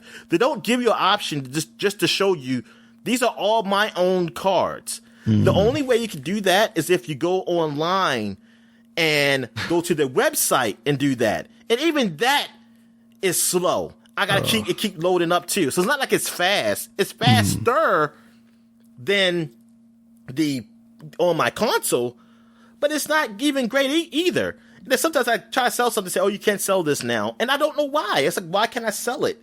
It's saying quick sell. Why can't I sell it now? And then when I do try to list it, like there is an option to say, hey, list it for a price. I say, okay, I'll try it. I try to list it because some people said they sell fast. Because one time I did for me one time. I listed for a price. It sold fast. I said, oh, darn, good. But the list price, it comes with an option saying, oh, you can't sell this for something. I forgot what it said, an error message that came up. It was not really an error message, but I was like, what's going on? Something's wrong. So now I'm just quick selling these cards for less than what they're probably worth. But I don't want to do this auctioneer shit. I don't want to go through that. That's why I do it. I just want to move on. Because people say, hey, this is why this is happening. Y'all making these cards, whatever you say, flip these cards, whatever the hell that means. I'm like, dude, the people who want to do the sell now option, who are complaining about it, are most likely people like me, who don't really care about the damn cards. They just care about certain cards, which has to do with the road to the show and franchise mode. Anybody else, they just want to get rid of them. Or it's just people who like, look, I have so many duplicates of this card. I just want to get rid of it real quick. I don't feel like going through trying to list it and buy it. And it's like, no, just give me some stubs now. Like, I don't want to do that. So I don't know what the fuck this MLB, the show, is doing. Because people have been putting orders in, saying complaints about it. They put these orders in. They say they have. And I looked on the site and it said, yeah, I put an order in saying about the sell now not working. Mm-hmm. And it's like, yo, what the fuck? Like, what is going on over there? Like, what is going on with this game to a point that I'm glad about this other news we're talking about. We're going to talk about in the news about possibly another baseball game happening. Yeah. Anyway, what else have I played? I played some more Final Fantasy VII. I'm close to the end. I am at the part where we are in the Midgar headquarters. So we're at Shinra headquarters, I should say. Okay. I am in there, so I'm getting very close to beating it. Hopefully I'll beat it this weekend or maybe Monday. It all depends how long it takes me to do this podcast. But yeah, okay, overall, I'll say, like, I'm enjoying the game. I'm enjoying it. It's, like I said, nostalgic reasons. The gameplay's okay. It's fine. I definitely want to put it high on my list. I mean, I am curious about the next installment. Because they did. There's been some news about the next installment that it's going to be a different atmosphere. I didn't read the article, though. Did you read the article on that? Sorry, which one was that? I got distracted. For Final Fantasy VII? No, I didn't. Yeah. I saw that thing that said something I'll probably about look at it on break for it, but I didn't. Yeah, I'll look at it on break then. Because it did mention something about it being a different atmosphere for the next one, and a lot of more forested areas. So, yeah, because I want to know how this ends. Because I know it ends definitely. I heard it ends differently than what the original game ends. So I am definitely curious how they go from here. Terra leveled up in this game does that carry over to the second game? Does my weapons move over to the second game? Yeah, I mean, you would hope so. Yeah, what moves from this game to that game? And how do you balance that to a point where it's not too easy for me? Do you just make the enemies relative to your level or something of that nature? I wonder how that works. Yeah. But anyway, yeah. But I'm enjoying the game. It's fun. What else have I seen? I said seen. Have I played? I played some Outriders. Actually, I had played this last week. I forgot to mention it. But I fought this big spider monster up in the snowy mountains. It was like a volcanic mountain, though. And like it's still like a snowy area, and then you get to a volcanic area. So it's a whole new area than I've been in. So that's good to see, like a whole new environment there. And I did a mission where it was a side mission dealing with another, what am I called? Altered. Yeah, people, because I'm an altered, which some anomaly happened on this planet that caused me to have powers. And apparently, while I was in deep sleep, an altered was doing studies on people about alterations. And first, I think he was trying to figure out how to remove it. But he was like a mad scientist type of dude doing all this shit. And I wanted to go to look at his studies. And apparently one of his experiments, I guess, the guys got loose and killed him. So I couldn't.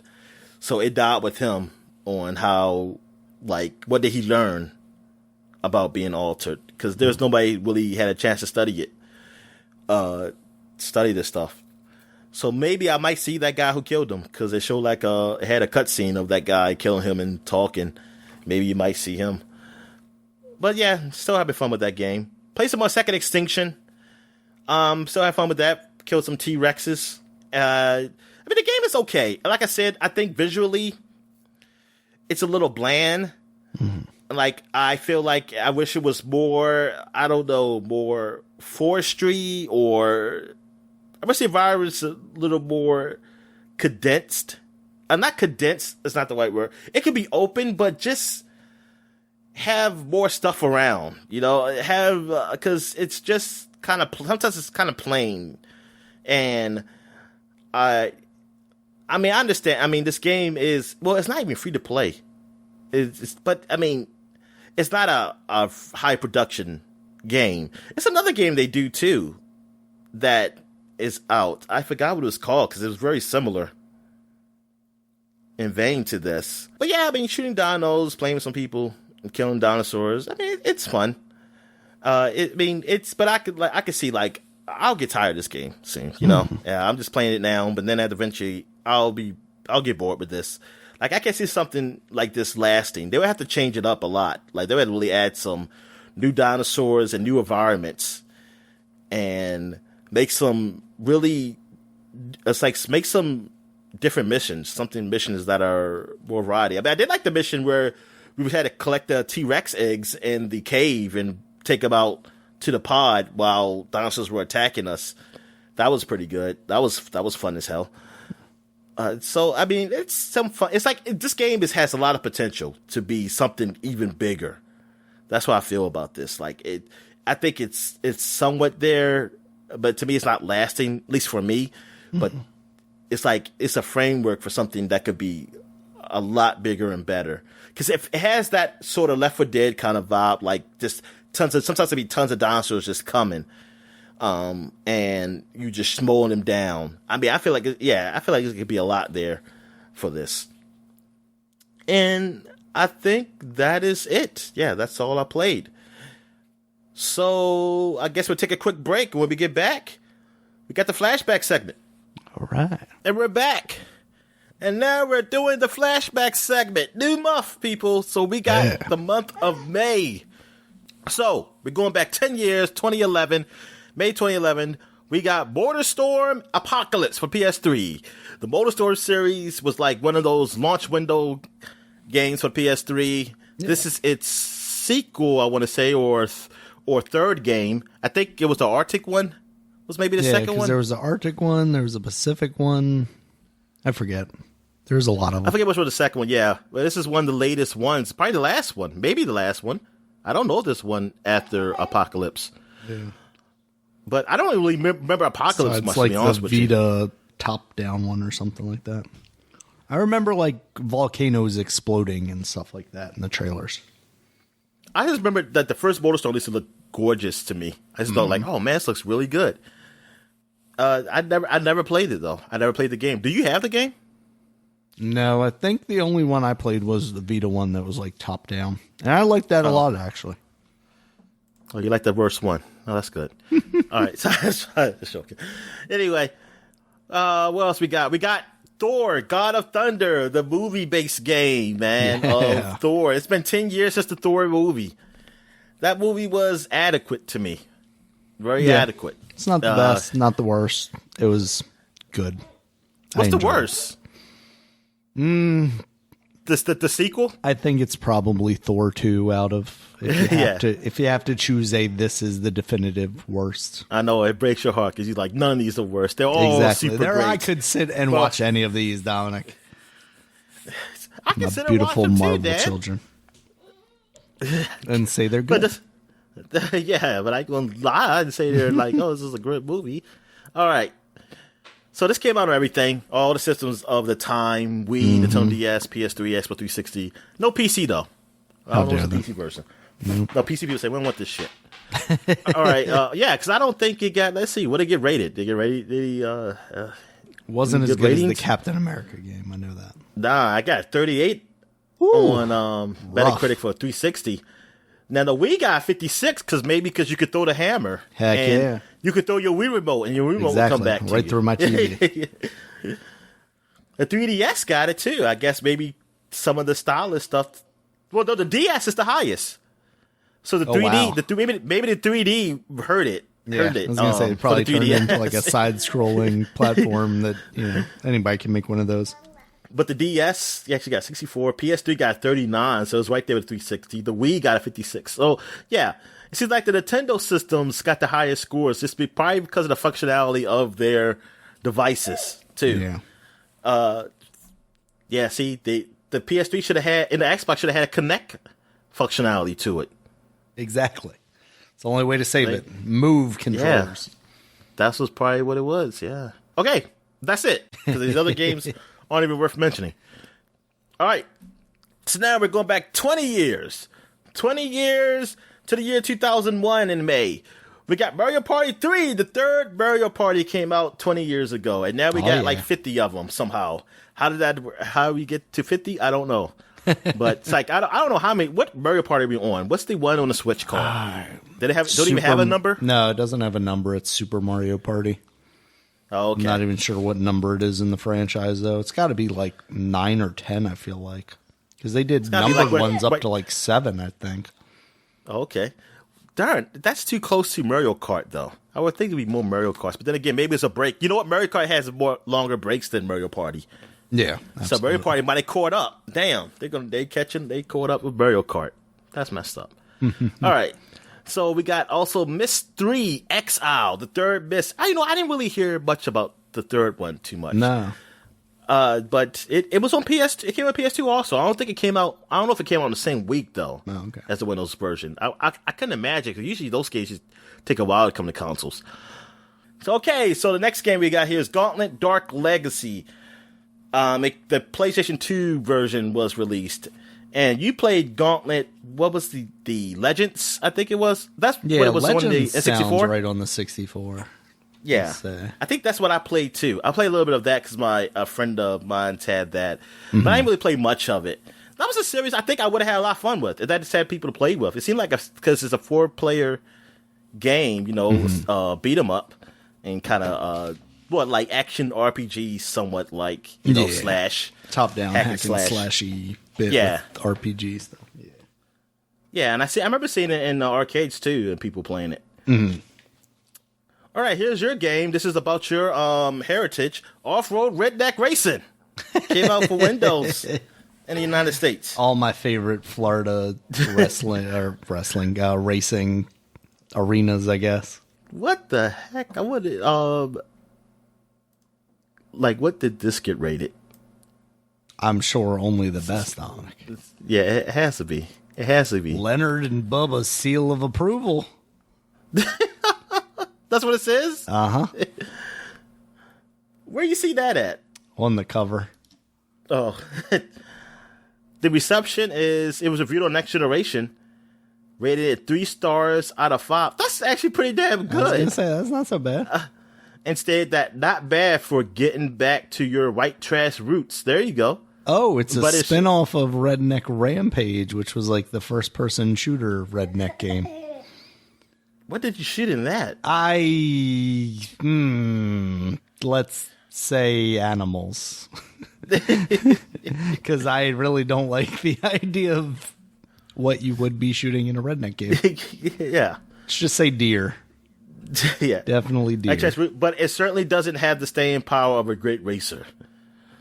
Tom Price reviewed it for Computer Gaming World, rated 3.5 stars out of 5. It's okay. I mean, it looked like they made a pretty good game. So yeah, Dan, I think you should get that, man. You see, absolutely. Yeah, I'm sure it's available on Steam or GOG. And also, this game, I'm so mad I missed this game. I could have played this. The Land Before Time Great Valley Racing Adventure. And I watched the video of kart this. racer. No, it's not a kart racer. That's what I was thinking. I was like, how they make karts? How they make karts? They don't have hands. So they're just running. Oh man, come on. You're just running on your feet. It's a racer, and they got voice acting and things of that nature. Like I heard Ducky talking. I was like, that ain't the Ducky voice I remember from the first Land Before Time. I was like, this must be like the new Land Before Time Ducky voice. But yeah, it looked, and I mean, I guess for a PlayStation game, it looks okay.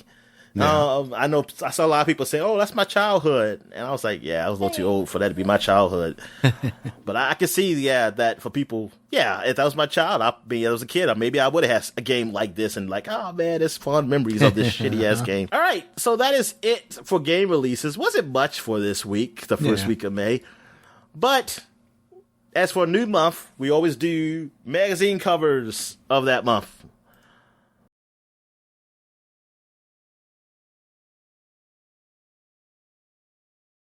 For the first cover, we're going to have PlayStation Magazine. And they got Resident Evil Operation Raccoon City World Exclusive. Oh, man. This was the action game. I think it was multiplayer. Mm-hmm. The online multiplayer action game. My friend played it. He said he didn't like it. He thought it wasn't good. I think he borrowed it from Gamefly. It says, even the zombies are scared. Oh, my goodness. The zombies are even scared, Daniel. Whoa. What's going on here? They develop feelings, I'm afraid. Also, they got Prey 2. Stunning shooter revealed. Heck yeah. Yeah, that ever came out, right? Not as Prey 2, no. Prey came out afterwards, but it was a completely different thing. Different game. Yeah, exactly. Also, Battlefield 3, the new Modern Warfare. Yes, people are excited because it looks so great. But multiplayer is probably fine, but the single player was boring. Yeah. What else we got? We got Border Storm Apocalypse reviewed. Best one yet. Oh, I didn't look at the review scores for that. Probably Apparently it's the best one yet, Dominic. No, the best one's the one you played. You said the Vita. I think it is. And Batman Arkham City. Time to clean up Gotham. Heck yeah. Also, they got Dead Island, Uncharted 3, Best PSP RPGs. God, it's weird to think that that's when Dead Island came out, Dominic. Good God. So long ago. Where's Dead Island 2 at? I don't know. Crisis 2. And here's another magazine. And I want to say it's going to be kind of familiar, Daniel, to you. Which one's that? Xbox magazine. I thought you were going to tell me Redneck Magazine. No, Resident Evil World Exclusive. So how is it that... Wait a second. PlayStation had World Exclusive. This is a different Resident Evil, right? The horror series is back with a sinister new twist in Operation Raccoon City, Dominic. So who has the World Exclusive, Daniel? Who has Whoever the got to my exclusive? house first. As it turns out, Dominic, they're both Future magazines, so they were owned by the same people. Sons of bitches. You know what? That's right. It's all a conspiracy. I thought That's I what was it is. getting legitimate Xbox fans writing the official Xbox magazine. I thought Bill Gates was writing the Xbox magazine alongside The Rock. It turns out, no.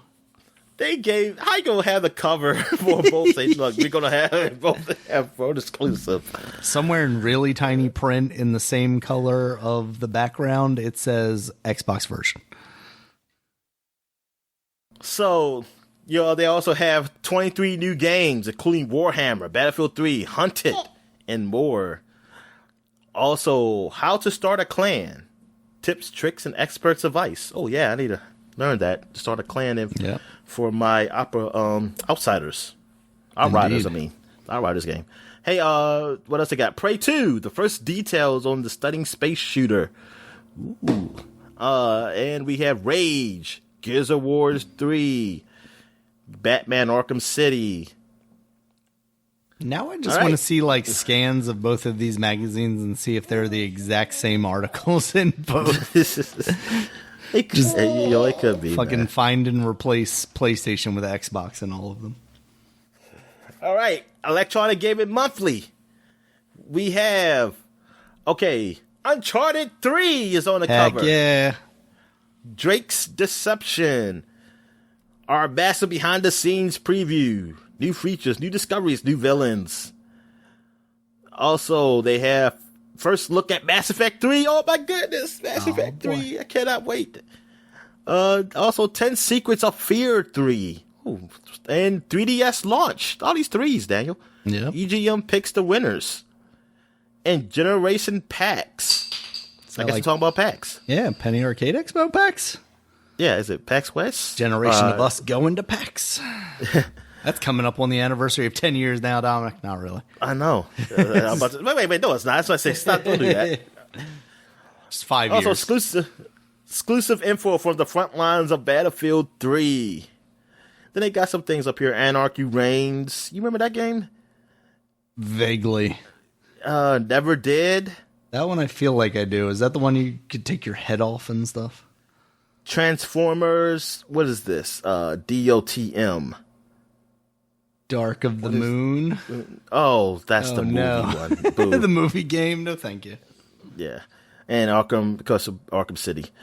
And a dozen new, hold up, because this thing's blocked. Okay. A dozen new reviews inside MotorStorm Apocalypse, Crisis 2, Shift 2, Unleashed. Shift 2 was the car racing game, right? Yeah. All right. Super Street Fighter 4 on the 3D edition, plus 30 recaps. All right. So what else we got here? Damn, I got all these windows open. All right. So GamePro. What did GamePro show in May? Please tell me how to get the right one. Okay. Mortal Kombat on the front here. What was this, Katana? Yeah, Katana. Can I have my head back, please? No, she can keep my head. Oh, good Lord. I don't like it. The Last Guardian. Shove it, Roger Ebert. Games are art. Oh, my God. Yikes. Somebody's bad. Uh-huh. Also, superhero games. Why so seriously bad? 3DS, Dead or Alive Dimensions, now jiggling in 3D. That's what I'm talking about. Oh, no. Shiftio, a whole new kind of gaming system. I don't think that lasted. I don't even know what the hell that is. No. Sony versus Nintendo. Handheld war heats up, and we all know who won. Also, Renegade Ops reveal. I don't know what that is. Renegade Ops. That's the top down in a vehicle game that was like a Xbox Live thing, I think. Oh, okay. But Darren, it's Mortal Kombat. It came out in 2011. Mortal Kombat 9. Yeah, we talked about it last week. Oh yeah, that's right. Yeah. Yep. We talked about the release. It released last week, or we did? Yeah, it released last week. Oh, that's right. Damn. Yeah, that and Portal 2. Daniel, I just It all blends together, Dominic. Trust me, I know. Yeah. This is America's #1 independent games magazine. That's what they tell us. Yeah. I mean, they probably are because Game Informer is not independent. Did you mention the exclusive game beats the internet, or magazine beats the internet? No. Badge that they have on there? Oh, I did not see that. Hold on, I got to go back to it. As you know. Where's Print that magazines. Top left corner. Oh, that. Oh, that badge. Because, you know, magazines that take a month to publish and print are definitely head of the internet. Okay. All right. So what we got here? We got Edge Magazine. Max Payne 3 on the cover. Heck yeah. Yes. And this game, it's a game I played, but remember nothing about. It's a game I didn't play and wanted to because I love 2 so much and don't remember anything about it. Like, I played through this Hawaiian whole game, shirts. and I can't tell you shit about this game. And then I watched it again on YouTube just to say, hey, I can't remember this game. And I still don't remember. I said, God damn, and I played this game. I got the achievements to prove it that I beat it. And then you watched Man on Fire and you went, yep, that's the plot of that, I think. Like, I don't know anything about it. All right, so Max Payne 3, Rockstar on the resurrection of its hard-boiled anti-hero.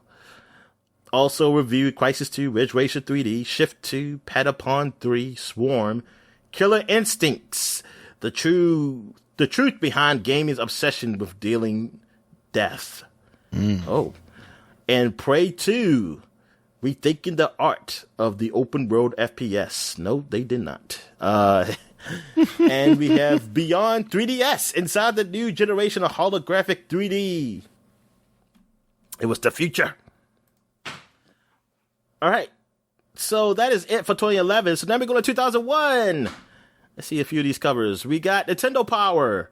Had Zelda, the Oracle of Ages and the Oracle of Seasons. Heck yeah. On the front. Now, yeah, you play these games, right? Yep.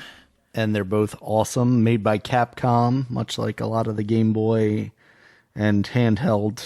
Who's that blue-haired girl? Zelda. She is, I forget what her name is, but I think she is the Oracle of Ages. She's the one that you're trying to save. And the pirate man is the Oracle of Seasons? Yes. No, he's... Oh, I don't know who he is. I mean, I'm sure he's one of the bad guys, but he's not the main bad guy of either that I recall. Captain Jack Sparrow. Yes, exactly. Oh, also Party with Mario again. Oh, thank God. God. Oh, and I looked it up, Dominic. Super Mario Party is 11. There were 10. There were 10 numbered ones. Darn, they beat out Kart. Yeah. Yep. Kart is on 8. They're on 8. They're up here on 11. All right. So what's they got? That Super Mario Advance. They got Advance news, man. Super Mario Advance, F-Zero Maximum Velocity, Rayman Advance. Oh my God, a Game Boy Advance, Daniel. Oh, memories. It's beautiful, beautiful. Oh, Dominic. Sweet memories. And it's funny that they were talking about the Game Boy Advance. Meanwhile, they've got on the cover Zelda, which is a Game Boy Color game. Yeah. But you can play on the Game Boy Advance, right? Yes, you got. Yes. Was it backwards compatible, right? Yeah, because it sticks out. It just sticks out from the back. Is that how it worked? Yeah, it just stuck out higher. Yeah. It may look ugly. It was definitely weird. Definitely didn't fit in your pocket anymore. Yeah. Well, no, you supposed to have baggy pants. Oh, that's true. Back then, I had my Jinkos. Jinkos. Was Bugle Boy still a thing? I don't know. Bugle Boys might still be a thing, Dominic. I mean, it might be. My daughter got some Oshkosh Bagashas the other day, so... I mean, that's always it. That's a damn store. All right. So, what we got here? Okay, Next Gen Magazine. I'm trying to make sure this is the right month. Yes, it is. Next Gen Magazine of 2001. World exclusive. Halo. So, look, Halo is going to come out 20 years. The new Halo for this year. They did it right, Daniel, by not coming out last year. They're coming out close to the anniversary of the original Halo. That's insane. So they were right. They say that's what they were going for. They say, no, we're coming out too early. That's definitely what they were going for. The original Halo. We got to celebrate the proper anniversary here, guys. Come on. It says, can Bungie's War Machine lead Xbox to victory? Yes. Sort of. Also, yeah, it is sort of. Trouble in Mario World, Nintendo's top GameCube developer in turmoil. Oh my God, what happened, Daniel? What happened? I don't know. Who could it be? Also, plus 11 new Xbox titles, GeForce 3 stunning graphics. Heck yeah. And new games for Vectrek, Atari 2600, and ColecoVision. Stop. Okay. No way. That's next gen for you right there, Dominic. Yeah. Also, they reviewed Conker's Bad Fur Day, Fear Effect 2, Paper Mario, Shadow of Destiny, Clive Barker's Undying. Yeah. Also revealed Virtua Fighter 4 and Crazy Taxi 2. Oh, yeah. Virtua Fighter 4 was good. I like Virtua Fighter 4. All right. So, what else we got here? We got Game Informer.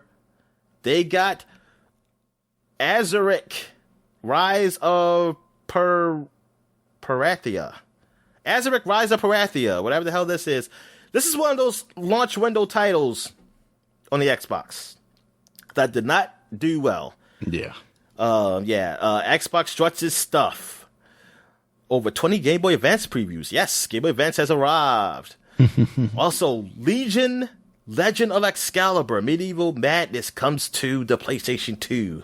That I'm blanking on. No idea. Yeah. Xbox Examined, the future or failure. Maybe a little bit of both. PlayStation 2 Tag Team Tactics, Cookie and Cream, Strategy Guide. Heck yeah, Dominic. That's where I went. I went to Game Informer for my strats. Yeah. And Eye Candy, previews of Halo, Bunch's Odyssey, Mech Commander 2, Project Gotham, Amped, Test Drive, Medal of Honor, Blood Omen 2. And Dead or Alive. Because it's Eye Candy. Yeah. All right. So where I'm at now, I am at PlayStation Mag, the unofficial PlayStation magazine, the number one, 100% independent, and the number one PlayStation magazine. Actually, I don't see that out there, but they usually say that. No. Here we go. They weren't anymore at that point. We got Street Fighter guys on the front here, but the big thing I see here is Sega on PlayStation 2. Could it be? Sega reveals its top secret plans in our exclusive interview. Oh my goodness. Man. What's happening? What's happening?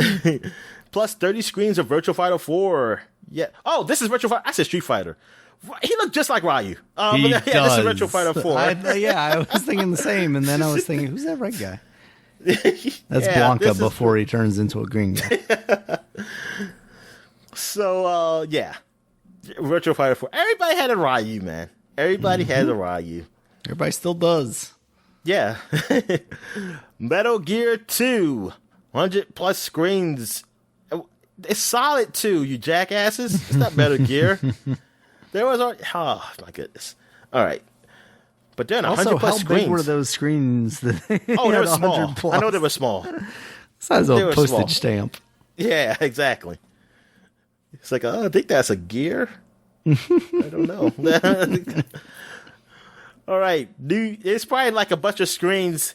Then they make it one big picture, you know? They make one big picture with it. They just put it in blocks. Mm-hmm. New info and screens on Quake 3, NBA Street. Yes, probably the best arcade NBA game. I don't care. NBA Jam is the second best. NBA Street was better than me.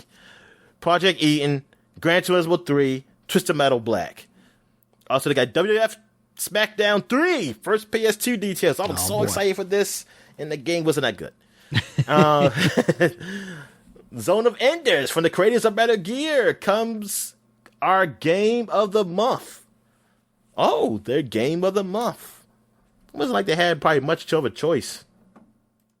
Because, I mean, there wasn't a lot of PlayStation 2 games or PlayStation games coming out.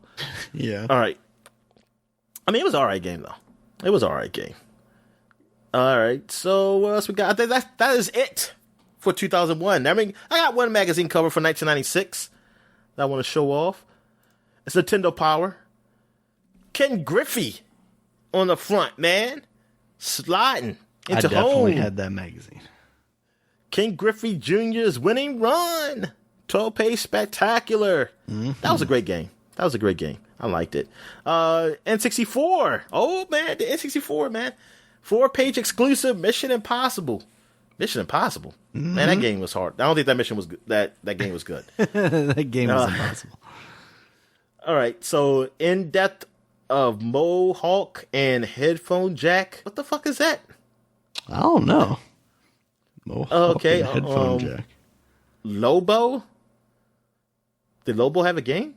I don't remember. Center, Lufia 2, Super Mario RPG. Also, Players Poll Contest won the Olympics. Oh, yeah, 1996 Olympics. This is 15 years ago. All right. And did I say 20 years ago or 15 years ago? I don't think I said any years ago, did I? I just said a year. So. All right. Apparently, Mohawk and Headphone Jack it's a video game. I have never seen this before in my life, but this man is naked, and it makes me very uncomfortable. Okay. Yeah. And look, we can see the price. This magazine cost $4.95 back in 1996. That's equivalent to $50 to today's dollars. Oh boy! In Canada, it was $5.95, and that's equivalent to 10,000 rupees. No, I was going to say 69 cents today. Yeah. All right. So that is it for the flashback segment. And what you got here? You got Mohawk, and what the hell is that? That's what I'm saying. It's like a tennis ball with a mohawk. He has no and genitals. This man has no.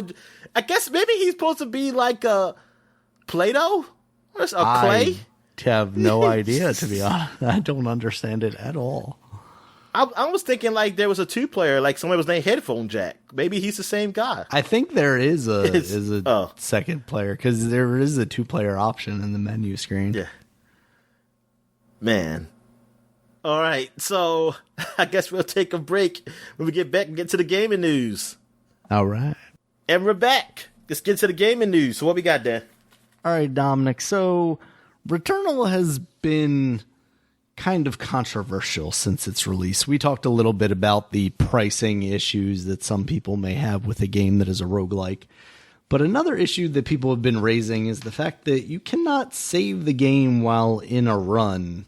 A lot of games, you can't really do that, but what it'll do to make up for it is allow you to save and quit. So you're not, saving in the middle of a run and kind of saves coming stuff, right? They want to try and avoid letting you do that. So they do a save and exit.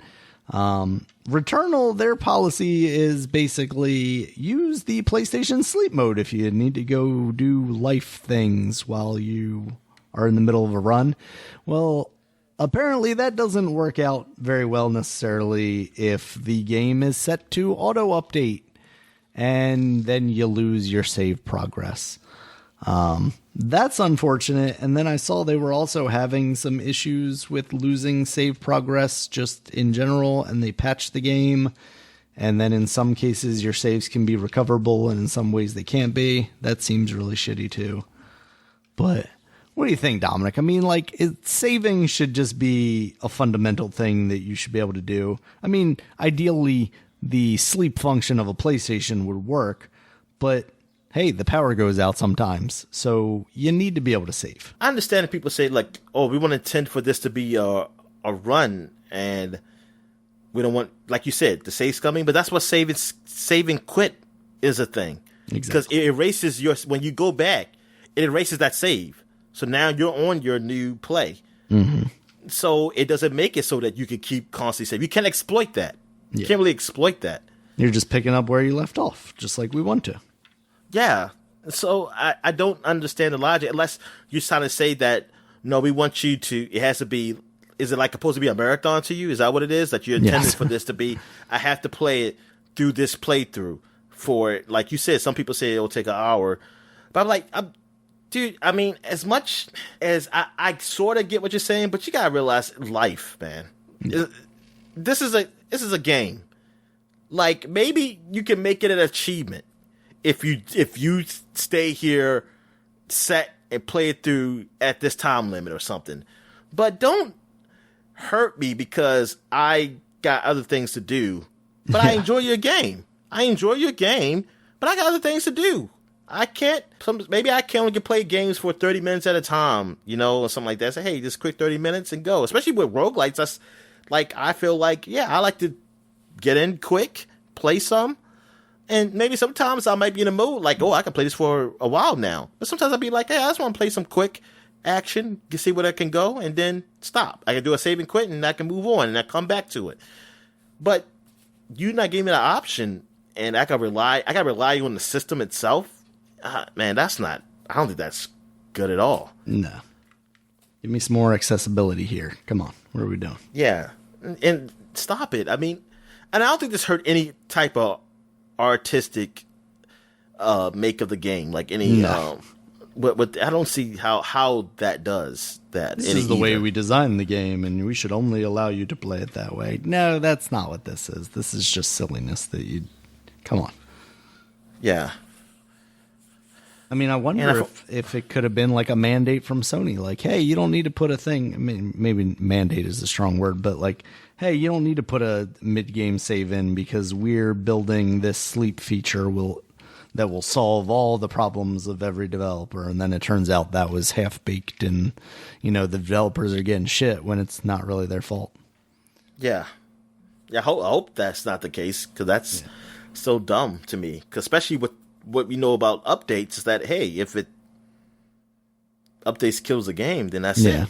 That's why I like Nintendo's and maybe Returnal. I don't know. Maybe it has some kind of online ties that make it so like, hey, you can only play this when it's been updated. But that's why I like Nintendo's, where you start the system, you go into the game if you were in the middle of a game, and it's like, hey, do you want to start the software? Do you want to close it and update? Or do you want to just cancel back out to the main menu, basically? And they give you the ability to like, go back into my game, save, exit, and then, do the update and whatnot. I mean, I know that's not ideal for everybody, because like you look at these Call of Duty patches where they're like 10 gigs and people just want their game to be patched when they get back, and that can't necessarily be the case if it can't shut down the game. But there's got to be some kind of like happy in between where it's like, okay, we've downloaded and prepped everything for this update and it's ready to go as soon as you want to do it, but you can get back into your game, save, or do whatever you need to do before it does this thing, With the PlayStation, they should have the power to do that, right? They can have it download the patch and just not turn the game off and say, like you just said. Yeah. The power of the PlayStation, Dominic. I mean, if Nintendo could pull it off, then I would hope they'd be able to. But yeah, I just don't know if Returnal has like those online hooks that are like, oh, well, you can only be online connected to this game if it's, connected to the internet and patched to the latest thing. But that's, another thing for the developer to figure out. Hopefully they'll patch in some sort of save system for this game, because it seems like that's what people are talking about. So people want it, Yeah. I mean, and people are enjoying your game too. So yeah, that's another thing too. It's like these are people who are playing it. Yeah. It sucks to have these small kind of issues ruin an otherwise really good game experience people seem to be having with it. All right, Dominic, in some other news, real briefly, it seemed like it was announced that going forward, the Yakuza series was going to be a turn-based thing. Like they've decided after Like a Dragon that's the direction they're going after. So this week they also announced that Judgement, Lost Judgment, the sequel to Judgment, is going to be coming out this year on September 24th. There was a decently long trailer for it as well, kind of showing what the story is going to be. I just wonder if that's where they're going with it. Like, hey, we've got Judgment now. That can be our fighting kind of thing, our more actiony fighting game, and then Yakuza is going to be our turn-based thing over here. I wonder if they're just like, oh, we'll do that because we have the diversity between these two Judgment titles. Never did release on Xbox, did it? I don't think it did. But Lost Judgment said it is coming. Yeah, this one's coming to all the consoles. PS4, PS5, Xbox One, and Xbox Series X. I'm like, I gotta play that first one. Like, just tell me, do I have to get it on PlayStation so I can know not to see like, oh, Game Pass is gonna get it. Yeah. See, I would, yeah, exactly. I would be surprised if we didn't see it come to Game Pass in the coming months as a lead up to Judgment. What did you think about Judgment? Is that something you were interested in playing? Had it come to I am. Xbox? I figured, because obviously Yakuza you enjoy a lot. Did you watch the trailer for this new one? No, I haven't watched the trailer. It looks intense. There's lots of people dying and stuff. Oh, wait a second. Dominic. Wait a second. Judgment. Yes, you can play Judgment on Xbox. what? It is $40. I did not know that. And optimized for Xbox Series X and S. I didn't know Judgment was on the Xbox. Good God. I'm a little surprised it's hasn't been a Game Pass game in that case.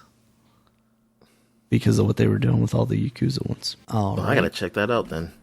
Watch out when I do get it. If I do get it, and it's like, oh, Game Pass. Oh, you sons of bitches. Absolutely. You got me. Or they'll finally give you a thing for Xbox Gold. It'll be like, here you go.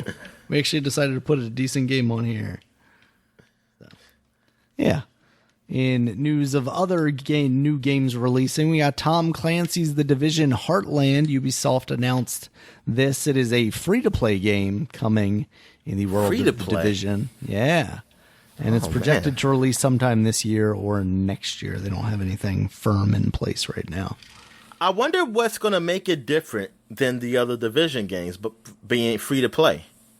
You're going to buy all that customization stuff. That's the only thing I could think, right? Is like, or more cosmetic stuff. It's not necessarily going to be like your stat related stuff, but hey, you want to make your Division guy look more cool? Here you go. Here's the options. Yeah. See, I won't care about that. Yeah.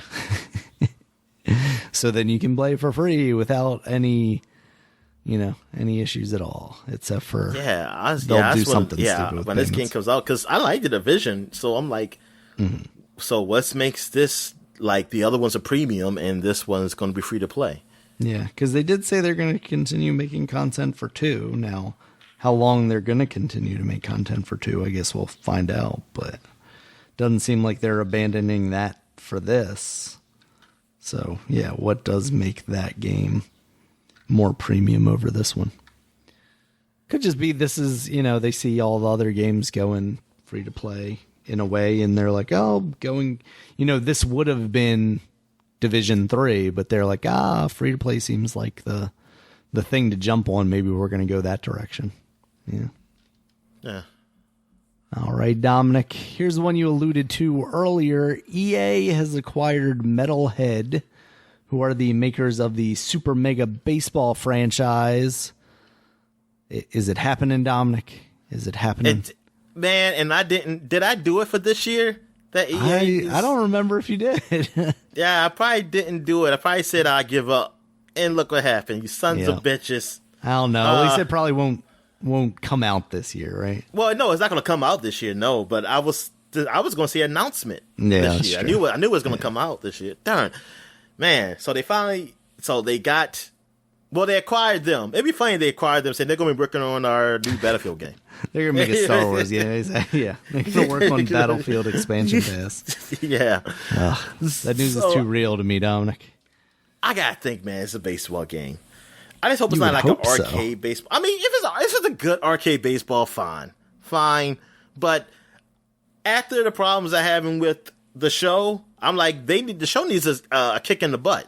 Yeah. Like before they can make their games better. So competition is what helps do that. So yeah. And it doesn't seem like MLB's against giving them that kick in the butt either. Like with the Xbox stuff, it seems like MLB's like, I don't give a fuck. Just, Yeah. Yeah, you gotta go multiple systems here. Yeah. Like, so if they want a good game, also, maybe they'll give them like, hey, look at what EA's doing over here. We might give them the license for this. What do you think? Excuse me. But yeah, I'm a little excited for this. Like EA, now they're getting college football, now they're getting baseball. I'm so excited for these new microtransactions to exploit us. It is going to be wonderful. That also is way too real, Dominic. Yeah. Baseball, MLB Ultimate Team, baby. Yes. Get my Barry Bonds, my Sammy Sosa. I get my team. So, here's my team right here. Barry Bonds, Sammy Sosa, Mark McGwire, Giambi, Jason Giambi. You are killing. Freaking Jose Canseco. Yeah. Smash Bros over here. Yep. Well, speaking of taking studios... And also, what's that racist guy named? Rocker? John from Atlanta? I think if you're going to take a picture from Atlanta, you could think of a couple better ones, Dominic. just a couple. All right, Dominic. Speaking of exploiting studios into making your free-to-play... Well, not free-to-play.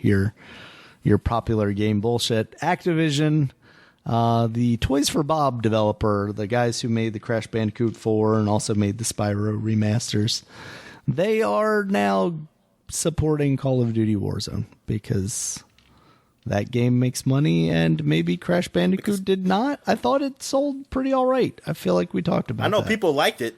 Yeah. I just know people liked it. I don't know. I mean, what is? I mean, we talked about this before. Yeah. What is sales to these guys? What is good? What is good sales for them? $250 billion. Yeah. Especially that Bobby Kotick, Dominic. Yeah, he took a pay cut. Yes, he did. Yeah. He's forced to take a pay cut. So he's like, I want more money. What if we shut down the Toys for Bob?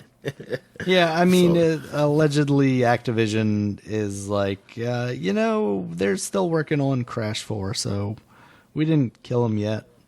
And I guess Crash there were 4, rumors. I don't want them to work on Crash 4 no more. I want them to work on Crash 5. Yeah. So I don't know if DLC or something is coming for that game. Spyro was the new Spyro. There you go. I mean, that's the thing, right? Like, we did the Spyro remaster, we did the Crash remaster, we got Crash 4. Like, can we get a Spyro remaster? Can we get Toys for Bob to do a Jak and Daxter? I don't think that works as far as licensing goes, but come on. Yeah, I think they're Can Sony pick them up from Activision and save them so that we don't get like a Neversoft situation here? I can't with these, Dominic. Like, I'm pretty sure Toys for Bob also worked on a Tony Hawk at some point as well. So, yeah, they're Activision killing all my hopes and dreams here, Dominic. Just play some Call of Duty, Daniel. Just play it. Yeah, I still haven't tried Warzone. Maybe that would be the one, Dominic. That would be the one that's like, yeah, Call of Duty. Or online first-person shooter survival thing. Yeah, not so much. Something that might do it for me, though, Dominic. Nintendo, they announced Game Builder's Garage coming in June for $30. This is basically like a game maker studio. It gives you the tools to design and fulfill your own game. I'm interested to see if... Fulfill your dreams. Yes. Like Dreams for Sony. The Dreams Yes. game for Sony, huh? Wait, what? Dreams? What's that? Yeah, the thing I'm interested in the most with this is that they say they have like tutorials and courses in there, which interests me so much because this is from Nintendo, and now, it could be any number of developers under the Nintendo umbrella, but Nintendo, when you think of that name, is a company that produces some of the best games in the world, and if those are the people giving you advice on how to make a game, I would hope it's pretty good advice. I want to see how the tools are, if they're simple enough for someone like myself to understand, but also complex enough for people to make really cool things.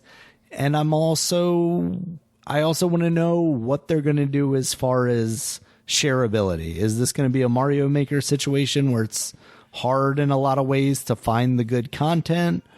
Or are they going to figure out how to actually make a decent online thing, which I have my doubts about. So probably the first thing. Or am I going to have to just hand my system to Dominic? I want you to play my level. Okay, I'll be there in 10 minutes. I got to drop off my Switch. In the age of, just people being social digitally, it's like, don't do that. Do not make it like it's back in the times of the PlayStation with RPG Maker. You got to give somebody your memory card. Like, you got to make it so that it is. I'm sorry. This has to be like what Dreams is. You put it up there, then you post it. You can have people just find it online or like an easy search. You got to put the work in for that, man. Yes, absolutely. You got to put the work in because it makes things a whole lot easier. It makes people stay with that. That especially, yeah, because like I could start making a thing on here and then quickly realize, okay, making games isn't as hard. Like the fundamentals. I'm not going to say making a game isn't hard, but the fundamentals of putting a game together are not as hard as I thought. Let me take the skills that I've learned in Game Builder's Garage and take them over to Unity or Unreal Engine. And not only are you losing players, but you're also losing your creators. They have to. I hope they put the work in to make it very simple to share your content to the world, and the world can find it. Mm-hmm. All right, Dominic, and some other news that I am very interested in.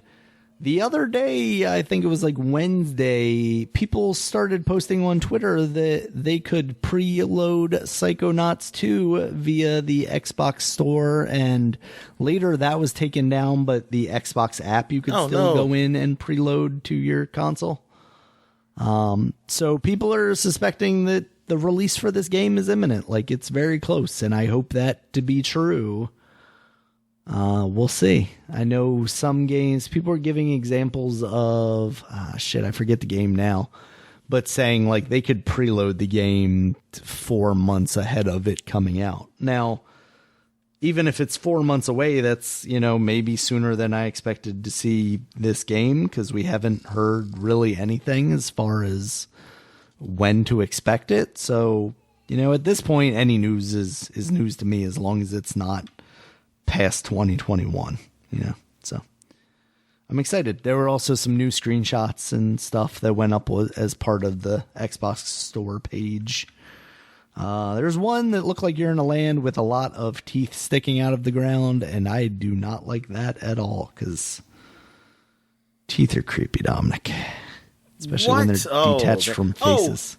Just to listen, when I was playing Outriders, like they had something, like maybe not the animation, but the textures on some of my face. Oh no. It was missing, and like you just saw the teeth. Oh my God. It's just, I was like, ew, God, don't do this. And then it did it again. I played like a week later. Oh, no.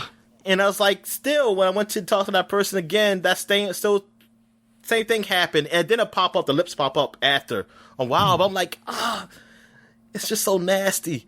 It's like I see the teeth and the red gum, so it's like, oh, you lost your face. What happened to you? Just like that. What was it? Assassin's Creed Unity? Assassin's Creed. I hate that photo. Assassin's Creed. I hate that shit. I was like, I don't want to see that. With the eyeballs and the teeth. It's like, God damn. But hey, Dominic, part of the, I wasn't going to mention it, but I'll mention this very specific one. Microsoft has added a ton more games to its FPS boost thing that you can play like backwards compatible games at higher frame rates and whatnot on series consoles. And Unity is one of them. So you can now play Assassin's Creed Unity at 60 frames per second on the console. So that's pretty cool, actually, considering how broken that game was. All right, Dominic, the big news, what feels like kind of some of the biggest news of the week. Sony has entered a partnership with Discord, and it sounds like they are going to begin having some integration in their console in 2022, as well as Sony bought up some Discord stock, or I don't think they're public, but put in some money. They're now a minority owner in Discord. It's cool that Discord is coming to a console, but Discord very much feels like a thing that should just be on all the consoles, Switch included. And it feels like it shouldn't be something that's just locked into being integrated into one competitor's software. It seems weird. That sucks if it does it, but, whatever. I guess that's how it is with these companies. But, yeah, because I would love it that Discord is part of all of them. I want them to be integrated with all these guys. That way, as you see more games that are like cross-play, you can chat with your friends on PC, you can chat with your friends on Xbox and whatnot outside of the game ecosystem. Yeah, exactly. So if you change games or whatever, you can all stay together. Yeah, that's what a lot of people were saying, that they would appreciate that. Mm-hmm. I know Sony fanboys are saying, yes, this is good. Just get some get this exclusive to us. I can understand. Because you got that stock, man. You got the Sony stock, so you want all that stuff. Yes, stock's on the rise, Dominic.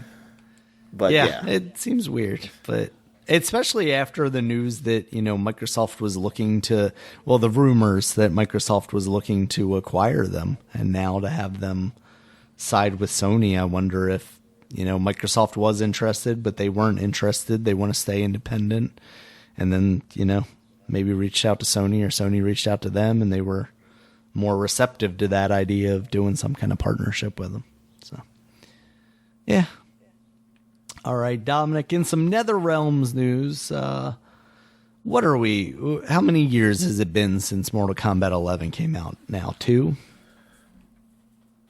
Or hasn't been more than that, has it? It's either 3 or 2. I got to look it up. Yeah, so we're getting to the point, 2019. So yeah, it's been 2 years. But we're getting to the point where we would be talking about the next NetherRealms game. In the past, it's been kind of an alteration between Mortal Kombat and Injustice with DC, superheroes. But now Ed Boon was out on Twitter the other day, kind of giving googly eye emojis, going like, "Oh, James Gunn was able to work on a DC movie and a Marvel movie. How interesting." So there are rumors now going around that bullshit. NetherRealms is working on a Marvel fighting game. Can they? Are they exclusive to WB? Obviously, WB would maybe... they're owned by WB. So I would wonder if that would be something that WB would be for. If it's going to make them money, I can't see why they wouldn't be, as long as, they aren't abandoning ship on the DC games. Are you ready for another Injustice game if it was just another Injustice game? Not if it does the microtransaction stuff like they did with Mortal Kombat 11. Yeah. Well, is it considered micro? Is it even making micro? Well, no, definitely not that. But Mortal Kombat 11 was supposed to be better. Yeah. And I guess it was different. Yeah, because the idea is that you're not necessarily spending money, right? But you have to spend a lot of time doing very specific ththings, which at the end of the day, time is money, Dominic. So yeah, so you just make it harder for me to do it. Yeah, I just want it simple, but I know that you got to keep making money from these things. Wait a minute. I'm trying to think how they make money from this game. You still can buy some things, right? I think some things you can still buy. Are there things that you can directly buy? I don't recall, to be honest. If you can't, then I don't know. This game is stupid. Because for me to get costumes, I got to work my ass off. It's not even work my ass off. It's like spending so much time. Yeah. That's the thing. It's not even me being good. I can be good and still take a long time. I just hope it's easier to get costumes. But yeah, I wouldn't mind it. I wouldn't mind another Injustice. I do kind of want another crossover though. Mortal Kombat versus DC, like 2. Yeah, that could be cool. What would your level of interest for a Marvel game be? That's cool too. I'm curious to see how they do it. Absolutely. Especially because you think about like how violent even the DC games are. Like, you're throwing people from space and running them over with Batmobiles and whatnot. Obviously, there's no, like, graphic violence of... They need to just do DC versus Marvel. That's what they need to do. I mean, now we're talking. Marvel versus Capcom as made by the developers of Mortal Kombat. Now we're talking. Yeah, I mean, I'm interested to see what NetherRealms would do with basically any property. I mean, there was that time where they were making the WWE fighting game on phones, and I really wish they had made an actual game of that on, like, a console game of that, because the concepts for that were cool and similar in some ways to, like, Battlegrounds, where it was like, oh, well, here's, this guy, but with, like, superpowers or whatever. But it was very much like, you take what, like, their gimmick is, like Triple H, and you basically turn him into Shao Kahn. You take Brock and you turn him into some, like, freaking Solomon Grundy looking motherfucker. That was really cool, and I wish they would do something like that. That would be a nice kick in the pants for WWE as far as actually caring about the level of product that they're putting out. So yeah, we'll see. I mean, I would be obviously interested in a Marvel fighting game by NetherRealms like that. That puts together a lot of things that I like. So also wouldn't mind just more stuff for Mortal Kombat, because, still don't have Ermac in there. And that was my main in 11 and even 9. So, all right, Dominic, the last one I got here, the ongoing saga. You said 11. You said, wait a minute, Ermac was 10 in 11? and 9. Oh, okay. Yeah. So apparently he is in 11 in the crypt. He gets thrown off the pit and lands on his I see that. Like, I saw that. Yeah. The level of fucking disrespect, man. I know. Because I saw somebody talking about, like, oh, if they do more DLC, I'd like to see him in there because, you see his new design. And I was like, oh, I want to see his new design. And I looked him up and I saw that video. I was like, oh, come on. How rude. But he does have a cool costume in there because he was, like, all bandaged-y, and now he's back to, like, being more ninja looking. Anyway.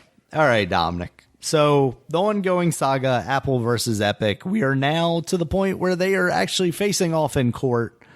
And there's stuff to be talked about there. But the interesting thing is, like, all the news that's coming out around this stuff, because, like, emails and whatnot are coming out from all this as part of Discovery. So some of the stuff I saw was, like, Sony is getting paid by game studios who are requesting to do crossplay. That doesn't seem very consumer friendly, Dominic. What do you think?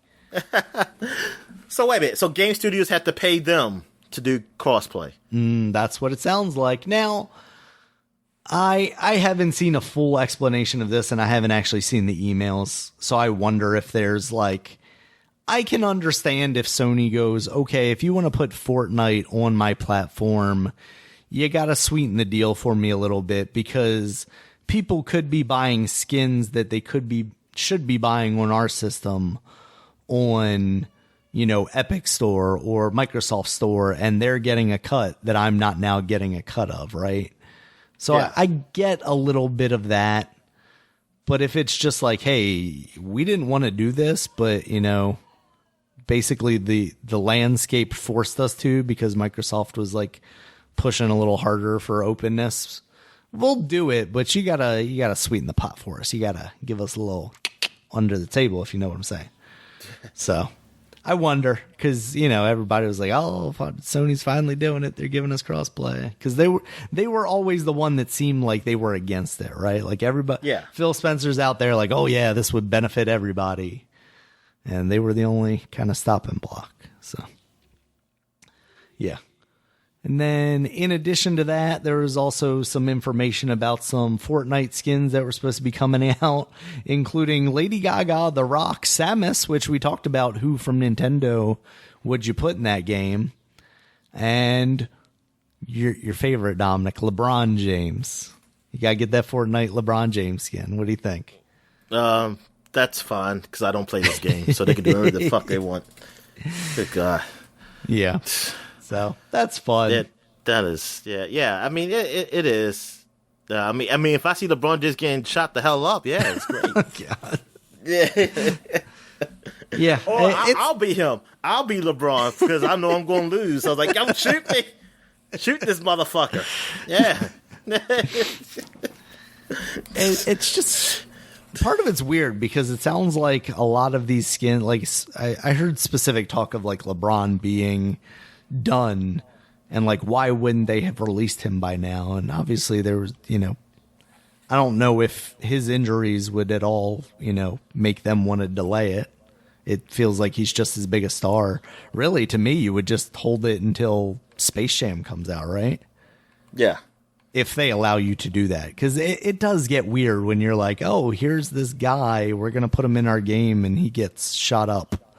But he's also in this kid's movie that also has the weird rapist murderers from the Clockwork Orange. So the druggas, I don't know. But I never really thought about that because they already have people in there like Ninja. But like just putting a celebrity in that game as a skin to be shot up seems very weird. I mean, hey, it's not any bad press about it. So, hey, it's all good. That's true. That is true. Yeah. Samus, again, still I'm interested to see what they would do there because she has a gun. Do you make her gun into the gun? Do you make her hold a gun and just give her two regular arms? Still wants them to put Mario, man, the long elongated Mario. The long Mario, yeah, long tall Mario. Gross. Maybe one day, Dominic, if Samus sells as well as you would hope. Yeah, so we'll see. Put a Sonic. How about see the Sonic? Elongated Sonic. Gosh. Sonic with long legs. No. I mean, I would not be surprised if by the time, if Fortnite is still as popular as it is right now, by the time the Sonic 2 movie comes out, I would not at all be surprised to see Sonic, Knuckles, Tails, James Marston. They would definitely be in, well, Sonic was already in Fall Guys, but they would definitely put the other ones in probably in Fall Guys too. They should do that. Absolutely. Yeah. So. Like Fall Guys need to get on to that. They need to start getting they definitely do. Just sign up everybody. You gotta go the Funko Pop route, man. Get every property you freaking can. Doesn't matter if it sells well or not. It takes you 5 seconds to come up with these figures. Yeah. I don't really have any interest in exploring any further the idea of Apple versus Epic right now. Me neither. I think we've talked about it. It's two big corporations fighting. They're gonna come together to be for Epic themselves. It's just so weird now that we're like a year, maybe it hasn't been quite a year, but it's been over 6 months since Fortnite was no longer an iPhone game, and it doesn't really feel like it's changed much. It feels like it's just as popular as it was. Yeah. So, yeah. I guess one of the other details that came out of this is that they've spent like, I saw the number. I think it's like 11 to $15 billion on games for free Epic Store games. So, appreciate that, Dominic. You got to appreciate what they're giving us. Appreciate it and only played like one of them. Exactly. Yeah, they said they're losing money on the store, and hey, man, it's 11 million. Sorry, I knew billion sounded like way too much. They made $9 billion in the first 2 years of Fortnite, though. So, good Lord, yeah, that 11 million doesn't sound like much to be losing on that store. They got enough to do save the world. They do. They do, Dominic. But it would just be for you. Yep. So yes, I finally got my game. Now I need people to play with. Yeah. Oh, and some of the other characters that they apparently have skins for: Naruto, Katniss Everdeen from the Hunger Games, the Bride from Kill Bill, John McClane, from Die Hard and Snake Plissken from Escape from New York and LA and all those. So, yeah, they are truly getting to the point. The only Snake Plissken I know is Metal Gear from Metal Gear 2. It's Solid Snake. It's Solid Snake when he's named himself Snake Plissken. Yeah. That's what people say, oh, that's from Escape from New York. I don't even know what the fuck that is. I don't even know what the fuck Escape from New York is. How dare you disrespect Kurt Russell? Kurt Russell in an eye patch, Dominic. I never seen it. You gotta watch it. Yeah. So that's kind of what's going on there. You got anything else for the week, Dominic, before we get into new releases? Nah, I think I'm good, man. All right. We got Wreckfest for the PS5, and that is currently the PS Plus game for PS5 exclusively this month. So if you got that, check that out. Download that on the website if you don't have a PS5, just to save yourself for the future. You got Skate City for the PC, Nintendo Switch, PS4, and Xbox One. Seems like it's getting middling to higher reviews. Nothing spectacular, but seems cool. Chill skateboarding game. Kind of cell shady block look to it. So that's neat. We got Metro Exodus Enhanced Edition for the PC. This is a free upgrade if you already own a Metro Exodus on the PC. It adds stuff like ray tracing and all that fanciness. And this version will be coming to consoles in June. And then, of course, Dominic, we got Resident Evil Village on the PC, PS4, PS5, Xbox One, Xbox Series X, and Google Stadia. So, if you're into Resident Evil, now is your time. Check that out. And of course, there's going to be lots of Resident Evil stuff happening this year. You got that show, the cartoon CG thing coming out on Netflix later this year. Oh yeah, it's later this year. That's right. Yeah, with Leon in the White House getting overrun by zombie Joe Biden. It's already halfway there, Dominic. You have anything else for the week before we shut this thing down? Nope. I think I'm good, man. All right, Dominic. All right, everybody. Thank you all, as always, for listening. You can check us out on Twitter. Dominic is at DStallworth5. I'm at Regulus MB. Podcast is at SupaPod, SupaPod. SupaPod.com is the website. You can check us out there. Has links to all the places you can find us, including YouTube, where there's a video version of this podcast. If you are not watching that currently, you will see that it has gameplay footage behind it relevant to whatever we've been talking about this week. And you can also find us in regular podcast feeds such as iTunes, Stitcher, Google Podcasts, Spotify. And until next time, guys, we'll see you later. All right, see you.